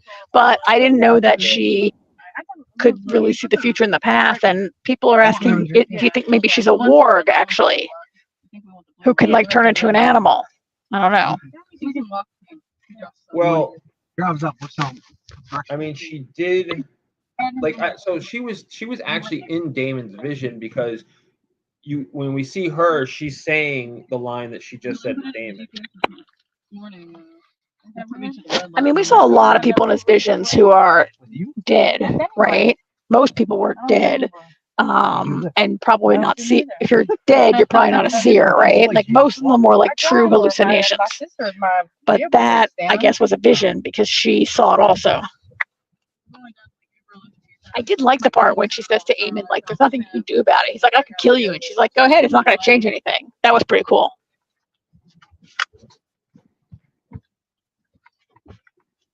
Did I lose you? No, I'm here. I was reading what Ark wrote. Allison's award? Is that what you're saying? Alice Rivers? She could be, yeah. And that she is? Did I miss that? I mean, I don't know if well, maybe she's the goat. We keep seeing that goat all the time. Maybe she wargs into the goat.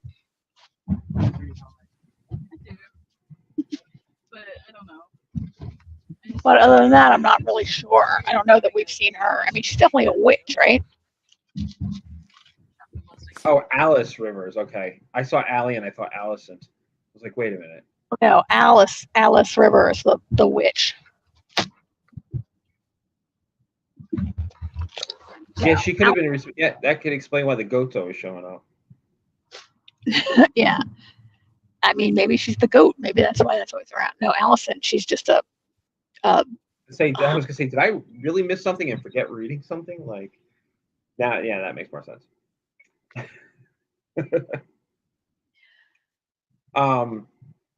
That's a red lot. It looks like. Yeah, that. I feel like it took too long to get Damon to this point. We could have taken him to the weird tree sooner. He didn't have to have all these other hallucinations. Hears that by the end of it, he has decided that like he's, he declares, and I guess he's no longer like trying to take the crown and have power. But it took, you're right, it took a really long time to get there. Did you notice Sir Roderick hightailed it out of there as soon as Damon pledged his allegiance to Rhaenyra? Oh, did he? Did he run right out? Yeah, remember she sent Sir Roderick to go talk to Damon, and when he gets there, he's all like, we really need a man leading us, and there's plenty of people that'll stand behind. We pledged our oath to Rhaenyra, but we'll follow you.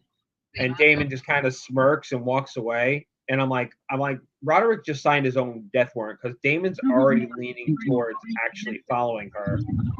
And then when he bent the knee to her, Roderick, you see the group of people, he kind of he turns around and starts pushing through the people.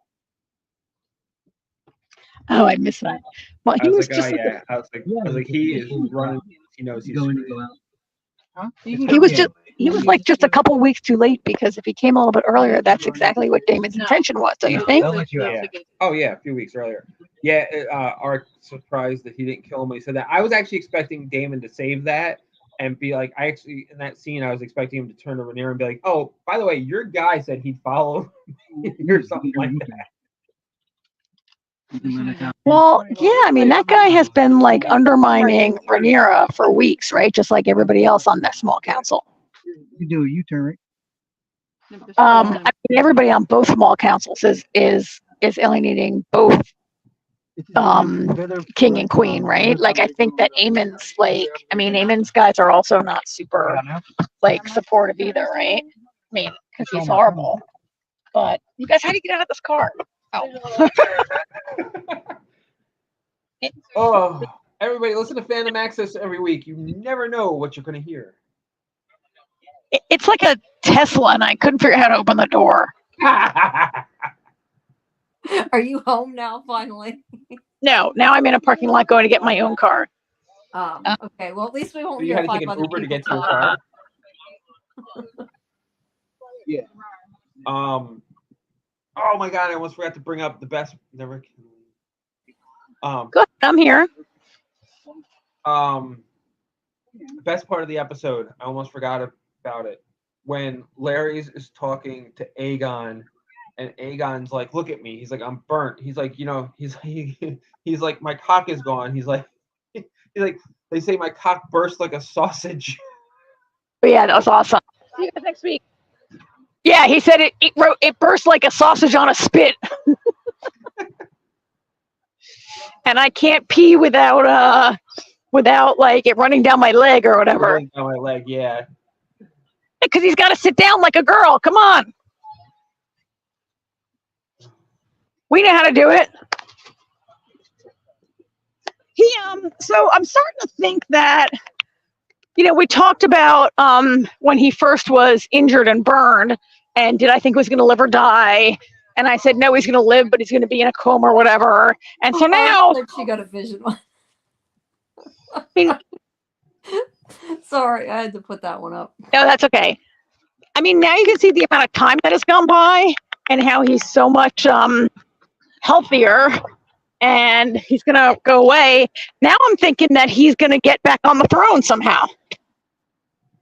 I mean, the plan is, Sir Laris's plan is like, let's run away and hide, and everybody else will kill themselves, kill each other, and then we'll come back, and like, you can come back and be like, oh, guess what? I'm still alive, right? In fact, Jamie, I watched My Lady Jane, and that's kind of exactly what happens almost in My Lady Jane. With what? I heard to think about the penis exploding. It's like they think he's dead, right? But he actually like goes like to live with the nuns, and then he comes back to like he's gonna like claim the throne again, right? Oh, that, yeah. Did you like that, by the way? It's all right. We can talk about it. It was okay. It wasn't great. It was okay. I think Okay. I found the rock and roll soundtrack to be very distracting. Yeah, I thought they overdid it with their attempt to, and I hated the narrator. I thought they overdid it with some stuff. But anyway, now I'm thinking, AJ, that like Aegon is gonna come back and sit the throne,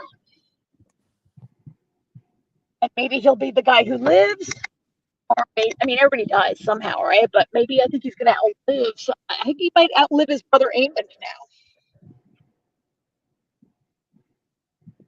I wouldn't have to tell me because I don't want you to spoil the book. But now I'm thinking that like Aemon is like a loose cannon. I also think I gotta say I don't the young man who plays Aegon, and if I was home I'd have his name open right now on the computer. That kid is killing it. He's not a kid. I read an interview with him. He's 29. That young man. Funny because Olivia Cook, who plays his mother Allison, is 30 and he's 29. But that guy's been killing it. His scenes, like, he really does a lot with just having a couple lines as Aegon. What do you think?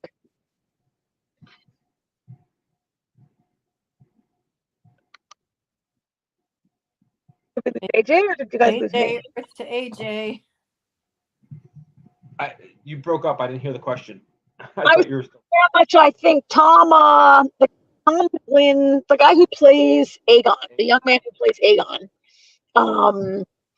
has been killing it. And I don't know his name because I'm driving my car. I can't look him up. But he has been doing amazing with like very few scenes he's got, right? And he's so good. Yeah, no, he's been really good. He like, really brings a lot to Aegon that maybe like I didn't see in him in the first season, right? of course, he's in a lot of pain. He's learned a lot since his brother tried to kill him. But he really, I mean, the acting, I think, in general, I think the acting in House of the Dragon is better than the acting of Game of Thrones, which is not to say they were bad. Game of Thrones actors were not bad, but this is like a whole new level of acting. I think the casting is incredible on the show. Yeah. Right? Like, I don't know if you would agree or anybody in the chat would agree, but I think it's, I think the casting is like, which thank God, because all they do is stand around and like look sad and like brood and stuff this season. So good thing they're good actors.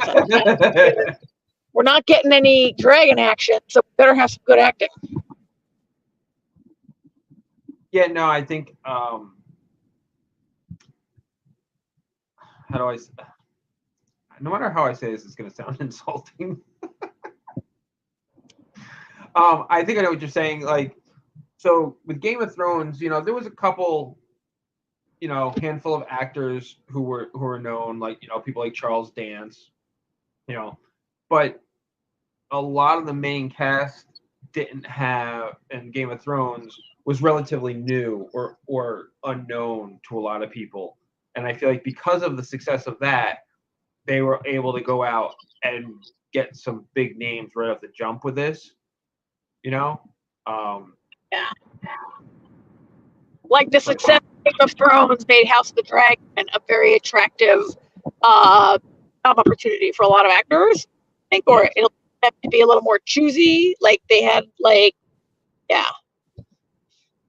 It's a smaller cast also, but they're really, I mean, I think everyone's good. I think, I mean, I'd be hard pressed to name someone who's not like, I mean, I think Matt Smith is well cast. Like he's really good at a certain type of dry humor, which the Doctor has, and Doctor Who was sort of like dry kind of humor also sometimes, right? And I think Matt Smith is really good at like the one-liner. No bow ties in this stuff. Yeah, I think Olivia Cook has been amazing, and I think the name is I mean, both queens are like it, right? I that scene, which is that scene between Mira and Allison.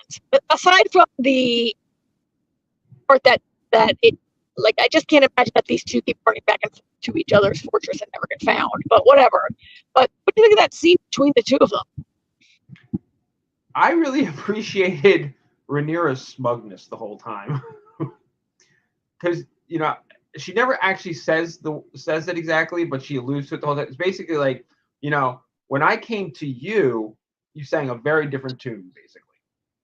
Yeah, is what that scene basically amounted to. But I like how Allison just looks exhausted.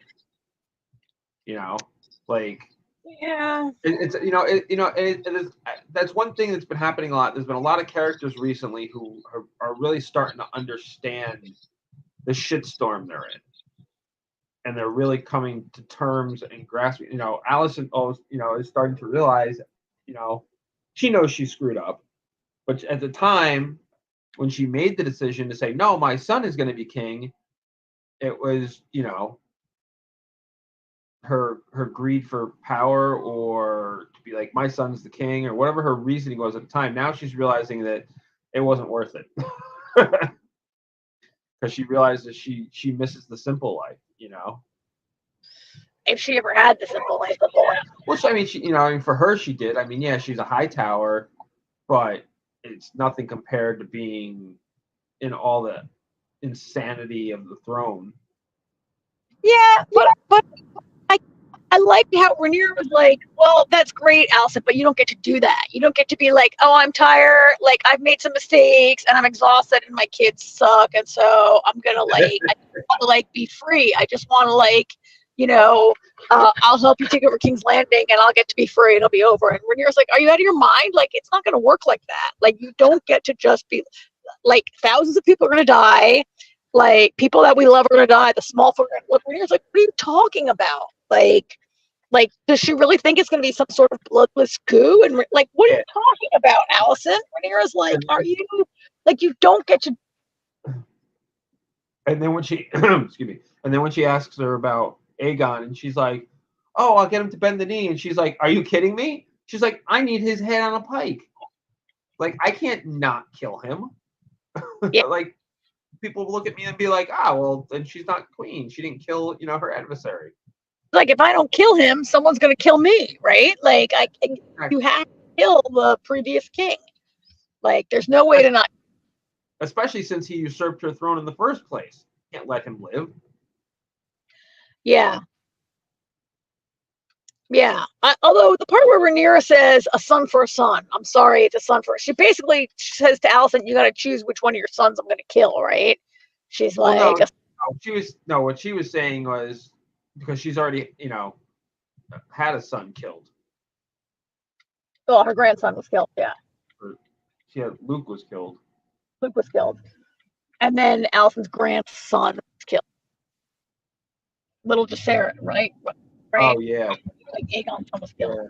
But when you're saying a son for a son, she's like, I have to kill your son. There's no way that I cannot kill, like, I gotta kill Aegon, or I gotta kill Aemon, whoever's like on the throne when I get there, I gotta kill him, right? Well, it's got to be Aegon because he's the king. Aemon is a totally different story. Well, Aemon is the regent, right? Although Aegon will be gone. He's the protector of the realm right now, but he's not the king. He wants to be the king, but he's like the Daemon of their side of the family. Yeah. But you know what though? To be fair, Aemon would definitely be a better suited king than Aegon. Aegon was very inept, whereas at least Viserys understood the role. Well, I mean, we've talked about this, that Aegon was never trained to be a king because Rhaenyra was supposed to be the queen, but Rhaenyra really wasn't trained. Like, Viserys made a lot of mistakes, and one of them was his failure to train anybody really to be his heir, right? But Rhaenyra made the best point during her small council that one episode when she was like, nobody was trained because we live in a time of peace. This is the first war we've had in a very long time. It's true, but he made Rhaenyra his cupbearer, and then the men would be like, "Oh, Rhaenyra, why don't you go out and like do whatever?" Like, she was not like, he didn't make Rhaenyra his hand. Not that she maybe was able to be the hand, but he didn't make her like any kind of a. But like Viserys, I'm sorry, but Viserys really, like, he did not do, like, a king should be like, we're at peace now. We might always be at peace. And if you really believe in the legend of the prince that was promised, then he had a responsibility to be training his replacement to govern. Well, she wasn't trained to be a war, fine, but she wasn't trained to govern either or to rule in any way. But she was. By making her his cupbearer, she was, because she was there listening to all those meetings. So she gets that side of it, but in times of, she understands the political side of it, but in times of peace, Yeah, she really began to bother me in these last 2 or 3 episodes. She really began to bother me where she was like, I'd like to do this without blood. I'd like to just have a bunch of dragons and scare Aemon into backing down, and then we don't have to shed blood. And I thought she was being kind of naive. I'm not sure if she was written to be naive or she was just not well written. Like, I felt like the writing maybe was not that good in these last couple episodes. I mean, think about it. It's twofold. Part of it, she has 7 fucking dragons. 7. Yeah, she does now. This war should be over. Okay, even before Daemon, she had 6. You know what I mean? Like, this war should be over. But well, she had 3. She had 3 until she got the bastards, the army of bastards. But because we need 4 seasons, we had to take our time to get there. Yeah. I mean, I think even with 7 dragons, she's underestimating. Like, Aemon can't. So she doesn't really maybe know her nephew as well as she could. And he's not going to ever back down, right? I guess she doesn't know him well enough to understand that. Also, like, she'll kill him. Like, if he doesn't win, she'll kill him, right? Like, what's his choice? Who are you talking about? Aemond. Like, the idea that I have 7 dragons now, like, the Greens are going to back down and we'll have a bloodless war and it'll just be over and they'll surrender is like Okay. not a smart idea. That's where you confused me because that's her brother. Oh, it's her half brother. It's her half brother, yeah. I kept saying nephew. I'm like, who is she talking about? You're right. It's not her nephew. It's her half brother. I'm sorry. I was, yeah. It's okay. I just got confused.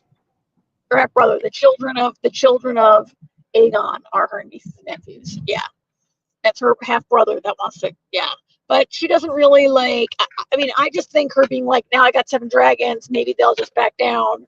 Was wishful. She lives in a place of wishful thinking, and I guess she really doesn't want to be the person that, you know, her father had 80 years of peace. I don't want to have a war. But I don't know. I just thought she was a little like, and maybe what bothers me is I just didn't need like 5 episodes of Rhaenyra being like, oh, I hope we don't have to shed blood. Oh, I don't really like that could have. I don't know. It could have all moved a little quicker, and something could have happened this year.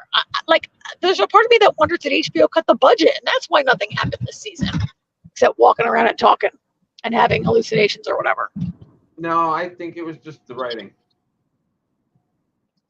Because the book doesn't have all. It's not a novel, and so it doesn't have all of this like action of people talking to each other. That would be a thing that's unrecorded to history, right? Right. The book doesn't contain dialogue, right? I mean, it Not says much. it says as much that a conversation was known to take place, and you know, because like how it's kind of written is with kind of like with eyewitness account. So like the Maester would have talked to Rhaenyra's Maester. the Queen's Guard, and been like, hey, could you tell me about, you know that type of thing, or it was just kind of vague and generic, and you know, this is what was said to be, you know. So those a lot of those speaking scenes in that aspect are, you know, whatever. Obviously, you got to make that part of because there's not actual. But some of this stuff, it's too much they're doing now. And again, I feel like they're dragging it out to get the most seasons, to make the most money, instead of just telling a complete compact story. Like 3 seasons of 10 episodes maybe would have been. I don't know. Yeah. So I joined you late and I can't see the chat. How did our regular like listeners feel? Our Ark and Sol and some other people are there with you. Were other people also sort of let down by this season finale? They all feel the same way we do. Yeah. I'm not the only person who was expecting like a battle of dragons, or at least like some like better dragon action than what we got, right? Yes. Or someone be killed. Could somebody have been killed? Like nobody was killed. What? Nobody's been killed for like. When's the last time somebody got killed? I really wanted Kristen. You know how much I want Kristen Cole to get killed. Actually, I kind of forgot about him. Kristen Cole showed up and was like, "Oh, like now that I've seen what dragons can do, I think I might have made a mistake. Oh my god, I'm gonna die. I'm definitely gonna." I love the fact that Gwaine called him out for having sex with his sister. Yeah. Yeah, and had to kind of remind him that he was his sister, right? He's like, "Oh, I said, wait, she's my sister." He's very. I mean, that guy is definitely doomed, right? He's like, I mean, his story. First of all, in any Game of Thrones story, or I guess most stories, his arc, his character arc, and his personality arc appears to be complete. And he said in that scene, he's like, "Oh, I'm definitely gonna die. Like I made some mistakes." And dragons, like I've seen now what dragons can do. It's like he didn't know that dragons would devastate and kill that many people, and now he's seen it, and he's like, "Oh, this is some bad shit, and I'm definitely gonna die." And I was like, "Yeah, I wish we could have seen that in this episode, like, right?" Because I hate him, but also because nothing really. God, I was just so surprised that they brought us right up to the edge of some action happening, and like then no action happened. Well, that was the thing. I wasn't even paying attention to how much time had passed, but I just, you know, stuff was happening. I was waiting, and then the credits hit, and I'm like, "Are you fucking kidding me? Like that's it? Like like, what the hell? Especially since I kept hearing all these rumors that we were getting a big battle because the showrunners promised 2 battles this season. They promised 2 battles, and we didn't get 2 battles. And we didn't get. I mean, we didn't get a sea battle. We didn't get a dragon battle. We didn't get men battling. We got people maneuvering into position for. It really felt like a second to last episode, right? Like it really felt like there should be one more. Yep, absolutely. I actually watched the whole credits. I was like, could there be an end credits scene like Marvel? What? No, it was just them talking about the finale. Yeah, and so I feel like in 2026, when we finally get another episode, like I'm definitely like, I'm not going to remember any of this, or like, you know how I like to go back and rewatch a season finale before premiere to remind myself. I don't think I even need to do that in 2 years from now because there's nothing to really remember. All you got to do is watch the last 30-second montage. Yeah.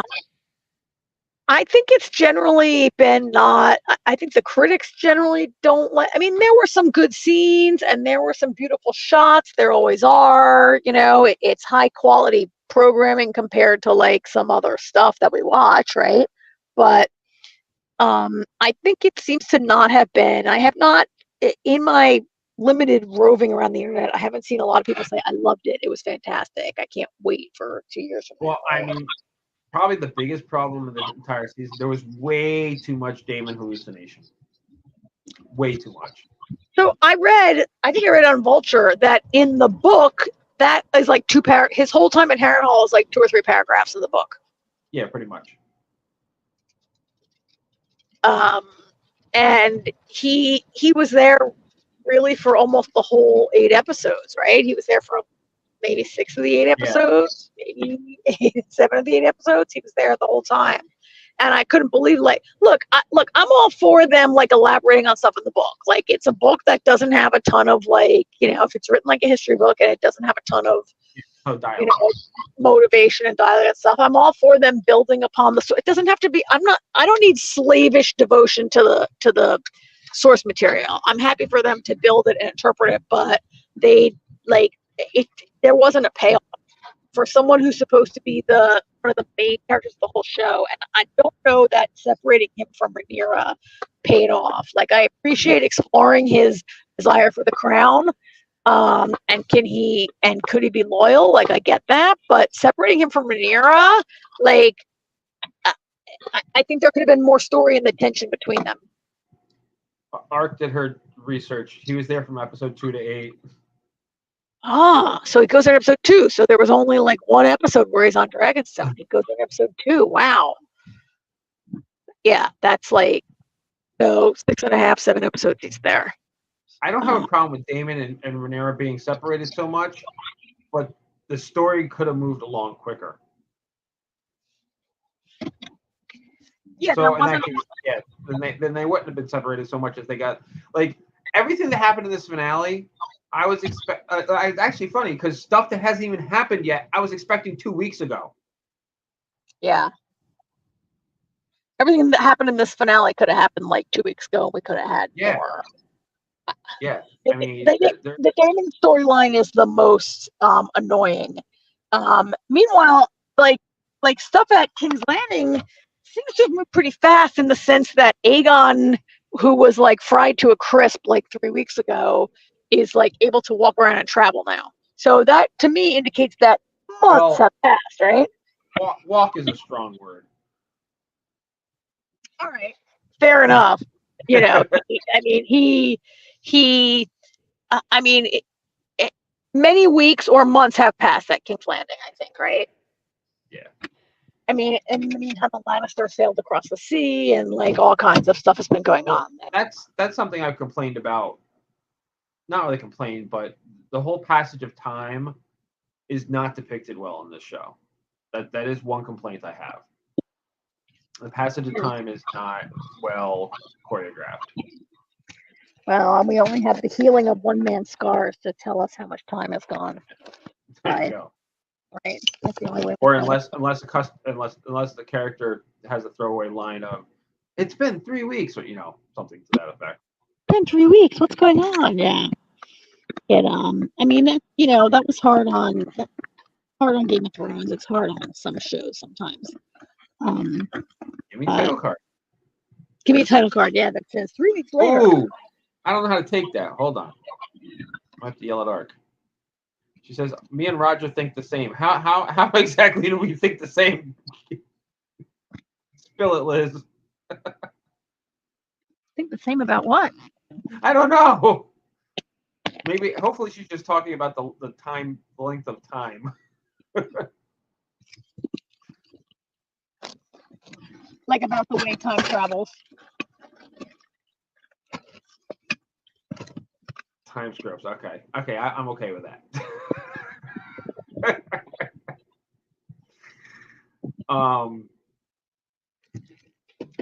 Yeah, it just, I hate the fact that it's pretty obvious they're dragging their feet to get more seasons. Well, They yeah, could have been, they could have done 3 seasons, 10 episodes, and there's your whole story. I mean, they did have the writer's strike, right? And so not only, so there's speculation that's why we only had 8 instead of 10, but also like you might have had some writing done that wasn't by your main writers. Like if all the American writers were on strike, how much writing was done by like look, nothing against like American versus British actors, I'm not saying that, but the showrunners and the main, like the whole writing team that was based in LA, right? And they go on strike, and so the people, maybe some people who are writing are separated from the showrunner, right? Because the showrunner's not even going to take your call and be like, here's what you should do. Sorry, I'm on strike, right? So there was maybe some, yeah, but in that case, the production would have shut down. I don't think that. I know. I was going to say, if the writers are from here, I think they weren't allowed to do it. I don't know that they could just swap out British writers, could they?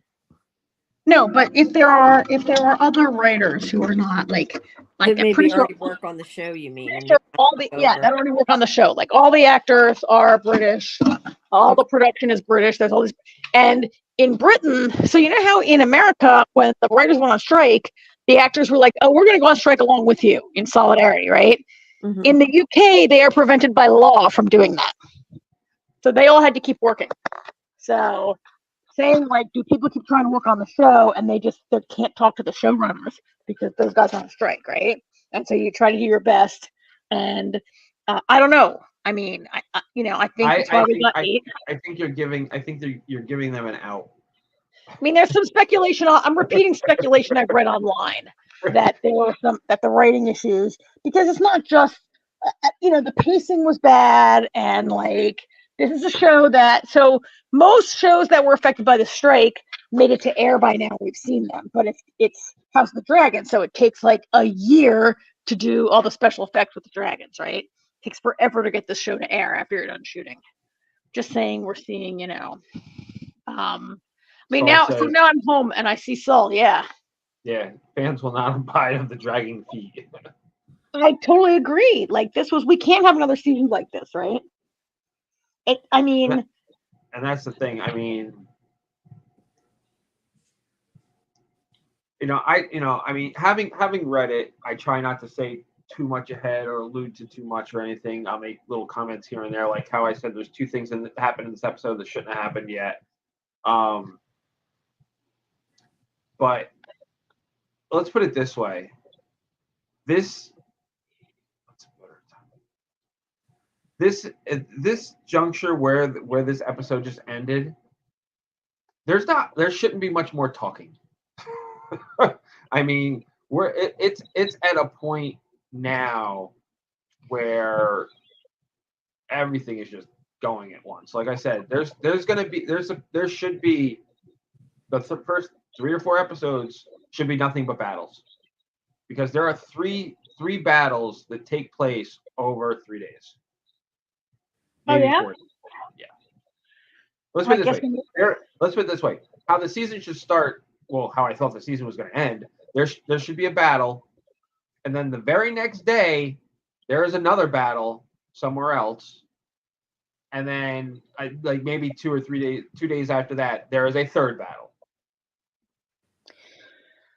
So, I mean, I guess I don't want to go on about this too much longer, but I don't feel that the season finale that we just watched left me with the kind of anticipation of a huge amount of action. Like, you know that from the book, but I don't know that I felt that from, like, to me, I feel like it was a mistake to not, if you know you're going to have an 18-month hiatus before the next season, that you should end your season on a note that leaves us really wanting more.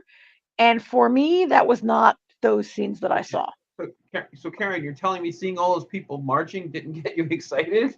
It didn't. I mean, it was fun to see the Northmen coming, the Starks, but we saw Allison like staring off into the distance, and we saw we did get to see Rhaenyra bring a couple dragons down to Harrenhal, but no, I didn't really feel. I think we're all supposed to feel a big cliffhanger of anticipation, but to me, it felt like a pause. To me, it felt like a pause in the action at the end of the episode. Yeah, Like, not a way. other people feel a little differently. To me, I didn't Not feel a like good season finale at all. it's a better time to new episodes than Outlander or Arc. Don't tell me, but it takes even more than 18 months to get to a new season of Outlander. Wow, that's not even a special effects heavy show. Outlander's still on. Yes, Outlander's still on. It's coming back. And also, I see we got a new person in the chat, Huelos and Helos, I guess you pronounce it. I'm not sure. Hello, welcome. Welcome, as we're about to end our show. Yeah, we're almost done now. But you can always. I didn't realize, Jamie. I didn't rewind. realize you were still. You know what? It's funny. I've seen your avatar up there the whole time, and I forgot you were still here. Yeah, I've just been hanging around. Was about ready to go anyway, but I didn't know how long you guys were going to be. Yeah, no, I think we've badmouthed. So I've had nothing to contribute for a while. So Well, go ahead. Before we go though, Karen, since you missed the first 3 shows, is there anything specific you want to say about our other 3 shows? Well, let's see. I watched The Ark. I watched Snowpiercer. Snowpiercer. I'm sorry I didn't get to talk about this one because this was an episode where I felt like in this episode, I was like, I think Leighton's kind of being he's a little too much. Like his daughter was kidnapped. That's really bad. I get that he's being, and yet I think he's being a little too much. I really found it hard to sympathize with Leighton in this episode. But what I said about that is that's Leighton. We've said that about Leighton every season. It's that's his character. Yep. So I get his daughter got kidnapped, and I don't feel sorry for him because he's being a jerk to everyone. And yeah, I felt like AJ was saying at least it's consistent. Yeah. I mean, at least he's consistently self-centered and does whatever he wants and doesn't listen to anybody else and kind of doesn't care about anybody else. Yeah. I mean, that was one of the main things I took away from that episode, which I just watched today. And also my new favorite platonic couple. I mean, I continue to love Ben and Till. They're the best part of this. They're such a highlight of the season. And then I watched The Ark, which was kind of okay, right? And what else did we watch this week? Echoes. Orphan Black. Orphan Black. Yeah. I mean, Orphan Black Echo, it was better this week. I thought it was better. So I'll just leave it at I thought it was better this week. I've been so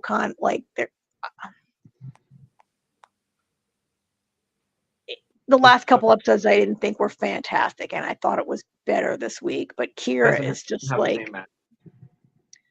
it doesn't have the same magic, but I like seeing Eleanor call Kira on her shit and be like, yep. You did this because of you. You didn't do this for me. You did it for you. So shut up. I'm out of here. Yeah, Jamie and I were saying before, Eleanor said exactly what we've been saying the last couple of weeks. You should know better. And Kira missed the point. Kira was like, oh, it's because I changed. Eleanor dying changed me. And that's why everything's different now. And I'm like, no, because she's not the same person. You can't just clone the exact same person. Yeah. Yeah, and you think she would have learned that by now. But, Yeah, she learned nothing. So I really would be happy for her to be out of the show and just watch all the printouts have their show.